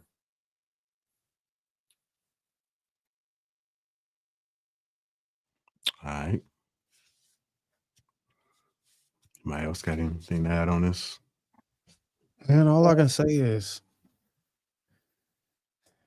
it just seems like a lot of our. I just got to start doing a little bit of research on what does it mean to have a community. I mean, I did listen to Dr. Claude Anderson a little bit to how he defined it. Oh, it just seemed like when somebody say the community, it's always the worst part of all of our people. It just seems like it's the bottom. Like, where's your assistance going to? And it seems like putting it at that point is not fixing anything. It almost feel like it's enabling it, because now you got a place to sit in comfort in your demise. And the more people know that, yeah, well, these people are going to go out and have careers to come back and take care of us. I get it. We have to take care of our own, but I still think that even though people try to use slavery, I still think at some point between the time we got off of the fields, and I would say as early as the 1920s, that we conquered it. You know what I'm saying? We conquered it. Families were even staying together at a higher rate whenever they was coming off of the fields than they are now. I would say we conquered having the nuclear family all the way up until maybe the Great Society Act. But to say that slavery has a plague on the family today, I think we do. I think Black people should get a little bit more credit to say that we defeated that motherfucker. We defeated all of that way back then. We just dealing with a whole bunch of other shit. You know what I'm saying? But it's saying our family is failing because of that. No, man. So Darryl, let me ask you this. Can divorce have an effect on the kids? Yeah. Can that kid grow up to not want to get married based off the divorce? He can. Can that kid raise a child who doesn't believe in having a man in the house? Can a kid raise a child? Can the divorced parent has a daughter. Well, that daughter who raises a child who doesn't see the need for a man because she's hurt by the divorce, is it likely that she'll raise another daughter who looks at men as not useful and that she doesn't need one? Like the timeline I'm trying to create. Can you see that? Yeah, I don't think her past experience or her parents' experience is the catalyst for why she don't feel like she need a man. I think it's her ability to go and thrive on her own, open her own account, get a job, and bring in resources to build her own lifestyle is the catalyst for making her feel like she don't need a man. He said, can it happen? I mean, anything can. If you're asking, can anything and anything that you say can happen. Well, so the point I'm driving at is that the past usually informs the future, and when you see large segment blocks of people exhibiting specific behavior, there's usually catalysts that unite those things. Now, I don't believe that the wounds from that are healed to the point that 1920s came, we got over slavery, we became this immaculate family unit, moved forward, and then as soon as we got welfare, then that broke everything apart. I don't think that that's an accurate depiction of that story, but that's my personal opinion from some of the stuff that I've read. But I've seen the trajectory of watching multi-generational families and how things affect each generation and how those things, like if the person doesn't break that link in that chain, be it they remove themselves from the family that's exhibiting these harmful things that they're imputing into them, and then they go reprogram and then move forward, or they go seek help and stay in that situation, but they have the tools to cope with whatever bad information has been put into them. That's why I think people focus so much on we need generational healing, or I live in my trauma, those things, because there clearly is something that's causing negative behavior, attitudes, or outlook. And without fixing that, you just fill up the cup of the person underneath you. You keep pouring each generation, pouring what they had into that next generation. Your parents leave, especially in the formative years, like positive or negative, a huge example or a huge impact on who you are as a person. It's the reason why we traditionally pass on language, speech, culture, religion, and food, right? It didn't just come from us deciding that this is what we're going to make this year. It has a story and a history that led us to that point. And those stories and histories, especially when we were talking about epigenetics a couple weeks back, those things have ties to the past that we either need to understand and figure out how to work past, or just figure out how to heal in general from whatever it is that's afflicting you, that's putting your mindset in the ways. Because let's just say slavery never happened and it all started at the 60s, right? It's like using your example of the Great Society. If we never had anything happen to us until the Great Society, and somehow welfare came and it made us lazy and broke us down, that would have an effect on that generation right after that, wouldn't you say? Yeah, but I don't think the inability to pour into the next generation is hindered by slavery or some system or some generation before that. I think it's the kid or the people that's come. I think the parents are telling these kids or telling the next generation to do this, and they're not doing it. I think it's all based on their individual, the fact that they can they can opt out of pouring into the next generation and worry about themselves. I think a large percentage of the people don't even care or not even thinking as soon as they come out of off of the graduation stage that I'm going to position myself to pour into the next generation. I don't even think that's a thought. No, I don't think that they're intentionally doing that until they get to the point where they're ready intentionally ignoring the fact that they probably should be positioning themselves to pour into the next generation. I think that they doing away with that whole entirely. And it ain't got nothing to do with it ain't got nothing to do with the past and nothing. It's just, I don't give a damn about that. I'm going to club. I'm going to go drink. I'm going to go bust it open. I'm going to do whatever the hell I want to do. And then when I think about it, yeah, maybe I should pour into my kids. I think that's what's happening. But JR, I think we got enough technology and resources to be able to correct any issue. We just don't want to. Yeah, that's escapism. There you go.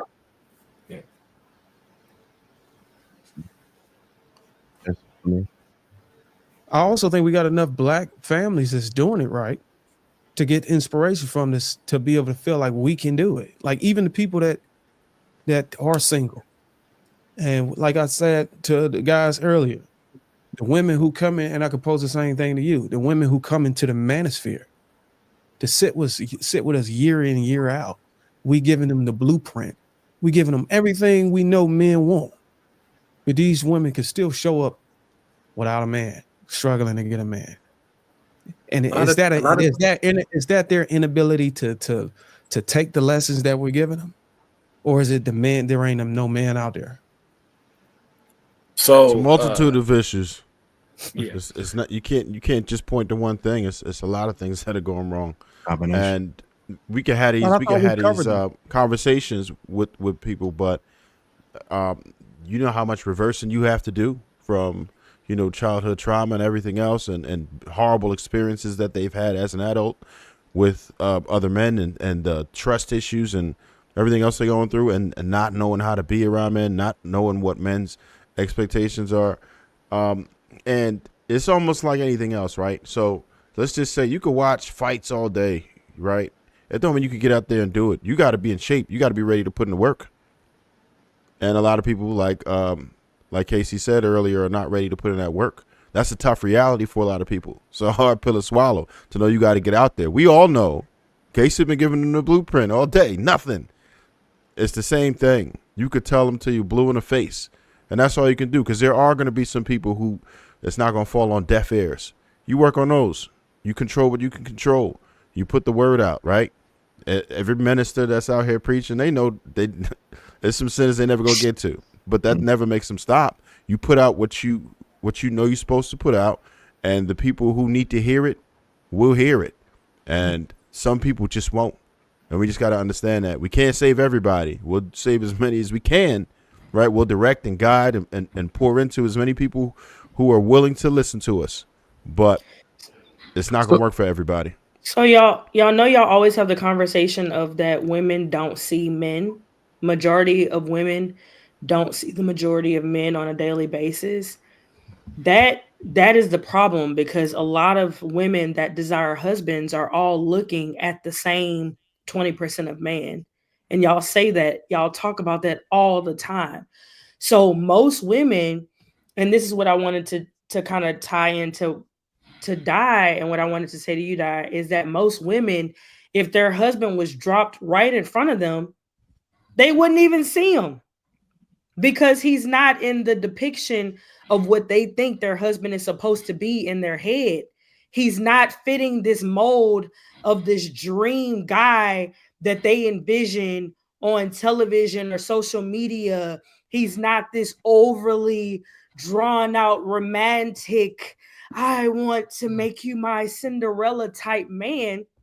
And they go, that's not my husband. That's not my husband.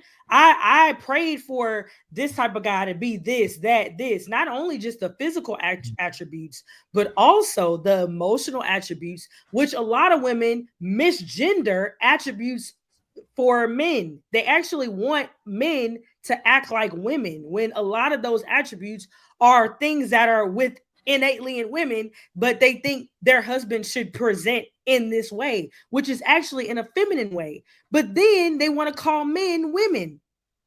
They call men who are more attached to their emotions sassy on this podcast a lot of times, on these panels and within the manosphere. But they just, when a man who exudes masculinity, they don't even see the man. He's not their dream Prince Charming as they desire, and they don't realize that man is exactly who God is intended for you to stand with through life, who will protect you, love you, honor you. But he doesn't look the way you think he should look, and he doesn't act the way you think he should look. So that's why Darwin was trying to, like, really, y'all were missing each other, and you weren't really listening to his point, is saying that God, you have to be able to recognize that it's not going to fit into your perfect. A man's not going to fit into your perfect box. You're designed for the man. It's not vice versa. It's not, oh, God's going to send me a man that's going to fit my purpose and my life. That's not biblical. That's actually incorrect. You're supposed to fit into the man's life. That's where the whole term, the rib. If you're his rib, you're fitting into him. You're his helpmeet. So that you got to change your mindset. You got to change your mindset, and you got to realize that the man that God sends you, most women have met their husband and he's gone. I believe that wholeheartedly.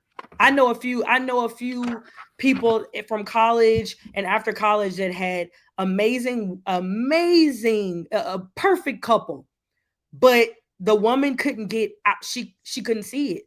That virtuous woman, she was not the virtuous woman, because a virtuous woman can realize what's in front of her when it's in front of her, and also be quiet and be silent and listen and say, okay, God, how do I align myself to make sure I see what's in front? Ooh, this looks like the stuff that I'm supposed to be looking at.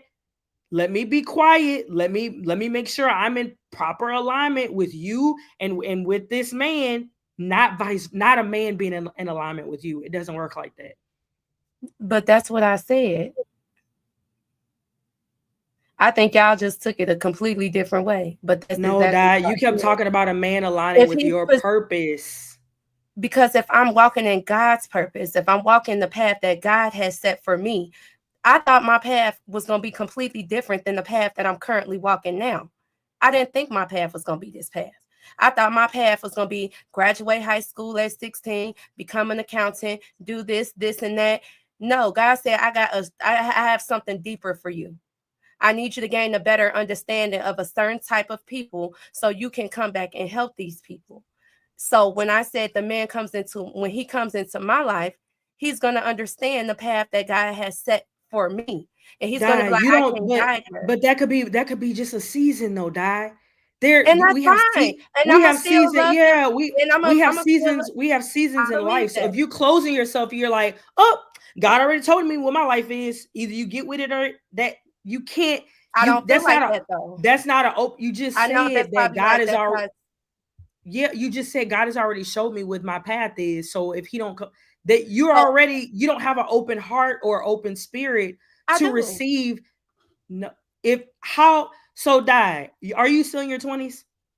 No, I'm 33. Okay, I'm older than you. Mm-hmm. And I've lived 10 lives, 10 different lives. Mm-hmm. I've done so many, I've been in so many different directions and I've been blessed to have so many different experiences. But the thing about me is I've always had this as my spirit. God is leading me. Before I met my husband, God is leading me. And I'm never said, this is what I'm doing now. I'm doing this for the rest of my life. No, I don't know that. Yeah, that's not realistic. That's not realistic. It's not realistic. So you can't say this is what my path is for my life. And this is what it's going to be. And a man has to come into that path. Now. Yeah, but that's what I'm saying. When he comes in, he's gonna come in when he's supposed to come in. He's gonna come in when I'm healed. He's gonna come in when I'm able to identify you don't know, that. If I'm not healed, that God didn't give you a timeline. But listen, that's not biblical. God don't give you a timeline and say when you are at this point in your life, you will then now receive. If I'm not healed, he's going to be able to get through to me. That man's going to be able to communicate with me. He's going to teach me things about stuff. And like you said, it's not going to be like a woman. Sometimes it's going to be hard for me to hear. Listen to me. I appreciate you being on this panel a lot. Your spirit is very argumentative a lot of times. And I want you to receive this in love because I'm being a big sister right now. I want you to receive this in the most love, because if people don't take the time out to say, this is what you're projecting to me, a lot of times as individuals, men and women, we're not able to understand how we're being received and perceived by others. So I'm telling you with the utmost love, and as a fellow woman who wants women to get the outcomes and men to get the outcomes that they truly desire, and what God has for us is always bigger than what we think that we want for ourselves. It's always so much bigger, right? I want you to start realizing your verbiage a lot of times. If someone is saying something to you that may have an outcome that you want, or may have an experience that you may have not experienced, a lot of times you are combative with, it's not, you use the word not a lot in your language. And when somebody's trying to give you something, give you some insight, give you something that's going to pour into you or help you get the outcome that you want, if they're being in a counter, the conversation becomes counterproductive, because it's like somebody shooting at a wall and the bullets coming back to hit them over and over and over and over again. And it's almost like you're putting up a wall so everything that we're trying to give you, you're forcing it to ricochet off you and not penetrate your heart and your mind to actually help you. Right? You're the youngest person on the panel. I'm not sure how old Amira is, but out of everybody that I know, you're the youngest, right? So when it's like having a big sister and you're like, and a big brothers, you're like, y'all don't know more than me. Y'all can't tell me nothing. And they looking at you like, I'm married, I got a house, I got kids, I got this, I got that. And you're saying, I want all those things, but it's not going to happen none of the way y'all saying it. How do you know that? You have to have that open spirit and open heart and open mind. Not saying that you have to shut up and can't have the conversation, but your verbiage comes off very combative and argumentative to what some of us are genuinely trying to pour into you or make you realize. Does that make sense? Mm-hmm. I feel like the women get through to me the most. I don't listen to most of the guys because when I hear their ideas of marriage and what they value. That's a problem, right? Right. Because frustrated, but this is my way of thinking. No. And I'm taking for what you're saying as you actually, that's how you feel, but that's not going to be helpful to you, because the men on this panel, out of everybody, I've been doing this for 3 years now. I know Marcus personally. Marcus was in my wedding. Okay. He knows I my trust husband. Marcus. I tell him a lot more than I tell everybody else. I trust Marcus. But Marcus, let me Like- tell you something about like the no. advice Let he me tell give you something me, about Marcus. I listen. Marcus, I can. Marcus would not be a part of the Lapeef Network if he did not appreciate Bruiser, Trev, Sweeney, and JR's point, the way they live, their opinions. He would not be here if he did not respect these men on here. So you can't say, "Oh, I like Marcus, forget everybody else." No, Marcus is in alignment with these men No, I because like he Trev actually too. Sweeney come he out actually kind of respects and he them. lacks understanding. He- to me. He'll say he don't like So I them. feel like he may not when they see a agree. certain trait on me, they automatically group me with a certain type of woman. If you understood my dating life and how I dated, I've never got with one person and immediately said, "This is even with my child's father," and I felt like he was my soulmate. I never How many knew if guys did that it was take? going to be the guy I wanted to marry. I've always been open. So when y'all tell me to do certain things and I'm currently doing those in my life, it's like that's the reason why I have some of the And I'm not reservations saying I that have. all of us up here, all of us are some PhD therapists, psychologists, and psychiatrists. I'm not saying that at all. So please don't think that we're sitting high and looking low. I'm Speak just for speaking yourself. from I'm just I'm just speaking from an angle and a point of view of, okay, this was my outcome in how my parents being married 47 years, having two brothers being married, one engaged, like I being married, like I'm looking at, and every marriage is not going to look the same either. Okay. So I'm coming from a perspective of, okay, like I said about losing weight, there's 50 ways to do it. I can give you about 30 of them. I'm trying to come at you at different angles. Everybody's spitting at you different ways to look at things that's all going to be helpful. And sometimes you're like hell bent on, I don't care what none of y'all saying. This is what I think, and this is what I know, and this is what I believe. I don't hear it. But if you want to be married to a man, you have to have you got to start listening. You don't have to, you can chew the meat and spit the bones. You don't have to take it word for word as, okay, dad, I got you. But they're giving you helpful information. And as a woman, I can really attest to the stuff I that they're really saying is implemented not some of the BS. things they've said to me in my life. I've told them this backstage before. I appreciate some of the advice they give, but sometimes even when I let my friends hear the podcast that's enduring the same issues I'm enduring, that's how it sounds. Sometimes your verbiages or the way y'all be like, "Oh, without this, you can't be this." That's to us, it sounds like y'all up high looking down.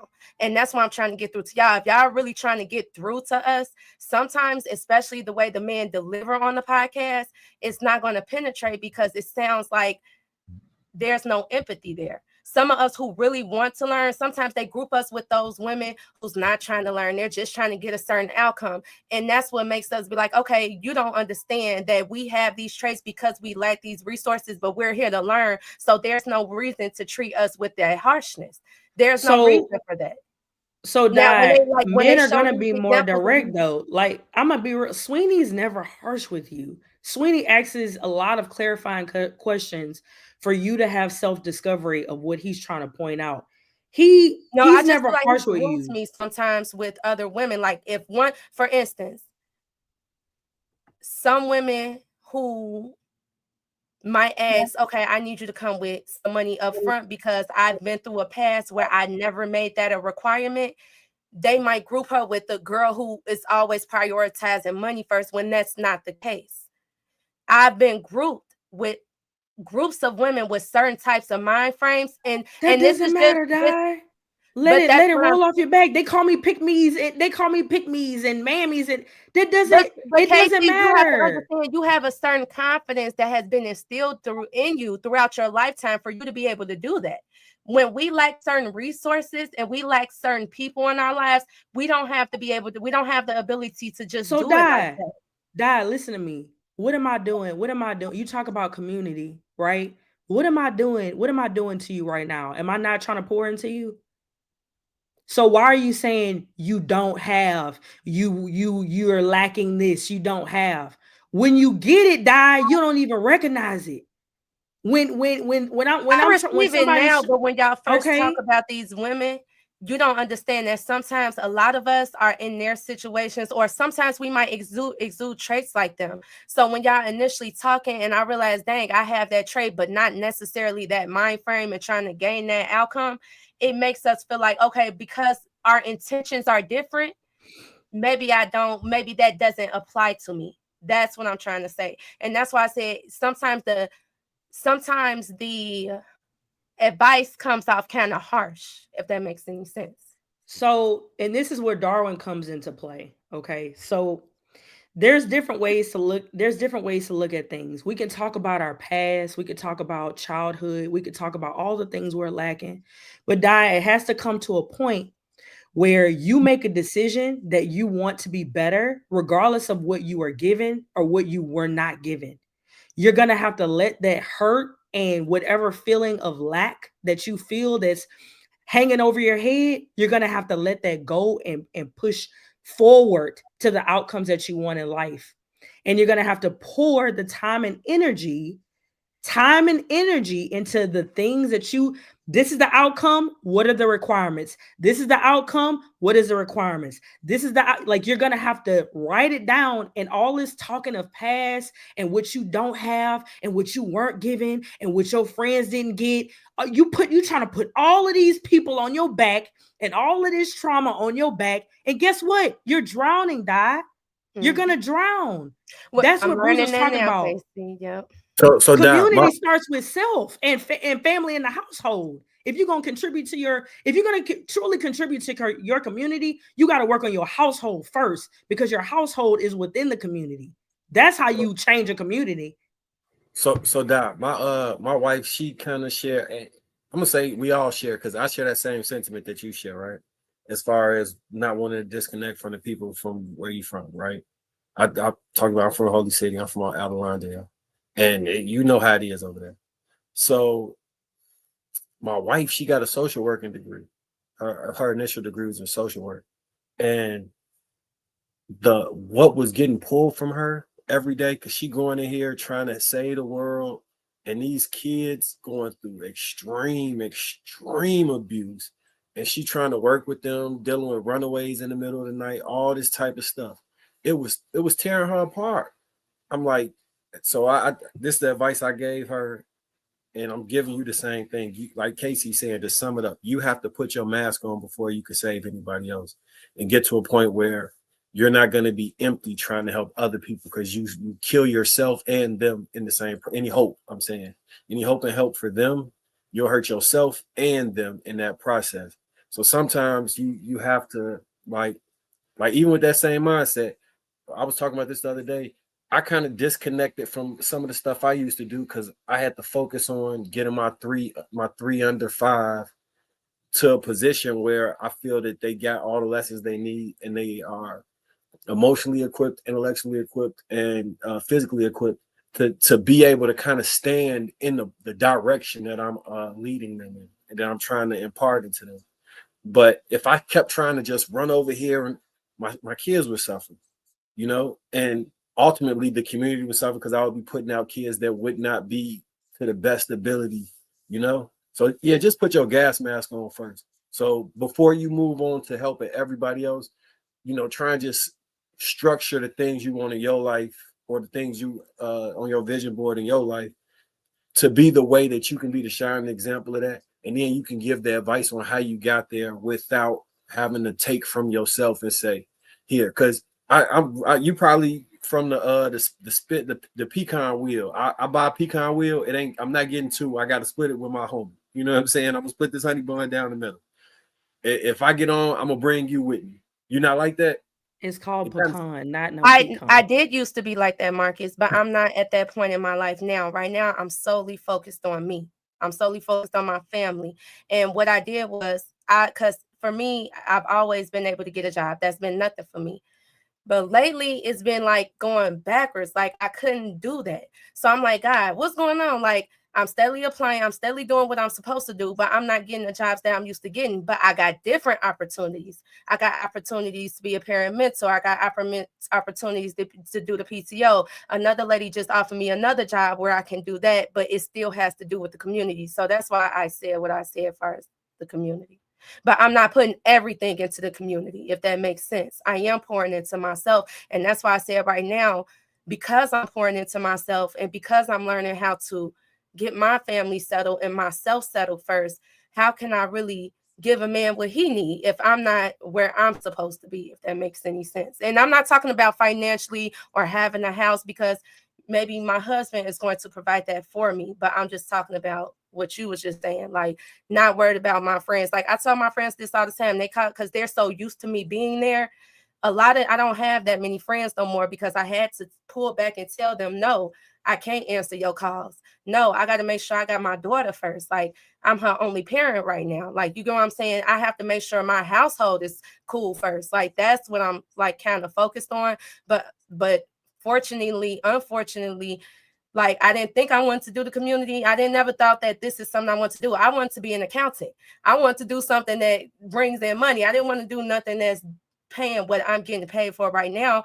But these are the opportunities that's been handed to me, and I have to use what's in front of me right now until I get to either where I want to be or where I'm supposed to be, if that makes any sense. But I've tried to, just go ahead, go back to the call center, go ahead and just go back to, go to school for accounting. I only got a year left. I tried to do those things and being but for some reason it wouldn't sit right with my spirit. And this is after I started asking God to come in my life, after I asked God to touch my heart. It's like everything changed from what I thought it was going to be. I thought I was going to have a house by this age. I thought I was going to be in this job. I thought I was going to be in this field. But after I asked God to come into my life and touch my heart, new opportunities came, and I had to use those opportunities. How was I going to feed my daughter? The other opportunities that I wanted for myself wasn't falling through, so that's why I said what I said. Do you think it's easier to position yourself as a wife, then you can get into a house and all these other things? If I had experience on it and if I knew what it actually looked like, then I would say yes, but I really don't. You have a So I feel circle. like that's You have exposure to women that give you I feel like inspiration. that's what God doing now. So maybe my husband finna come soon, because I didn't have the resources I have in you guys, before. So that's why I think I haven't found my husband, or I'm not gonna say I haven't found my husband, but my husband haven't found me. Okay. We got ready to close out, y'all. I appreciate all of this. I'm just gonna say just a couple things. I don't know who needs to hear this, but I think it's some good information. If a person is not consistent over things in their life, what makes you think they're going to be consistent over everything else? You really got to pay attention to that.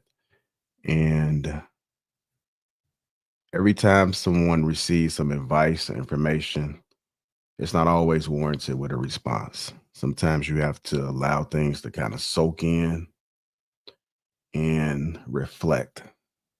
If you don't got it all together, what makes you think your thoughts are together? So you got to go back to the basics and just kind of put everything into perspective. Sometimes you got to meditate on information that you receive, collect all the data, all of the advice, all of the information, and it's going to have to logically make sense to you. Sometimes people be trying to give advice and they don't want to receive it. It's not a priority. Sometimes marriage, finding somebody, it's not a priority to them. So all you can do is just keep speaking. And sometimes it's going to take a life-changing event that has to happen in their life in order to bring them to them. Sometimes people will come to church, and then you don't see them go and accept God until they had that moment where they just can't take it no more. Sometimes some people reach it and other folks never reach it. It ain't going to be for everybody. But I had a conversation with Sweeney before, and you got to keep preaching the message. I think that's your duty, is to make sure that you keep preaching the message and trying to save whoever wants to be saved. But you can't force people to change. You can't force people to do something that they don't want to do. But I do know that when you receive information, it's almost like my kids. I have to tell them to shut up, basically. It's called talking back. That's how I was raised. It's called talking back. You always keep trying to explain, and that shit is draining.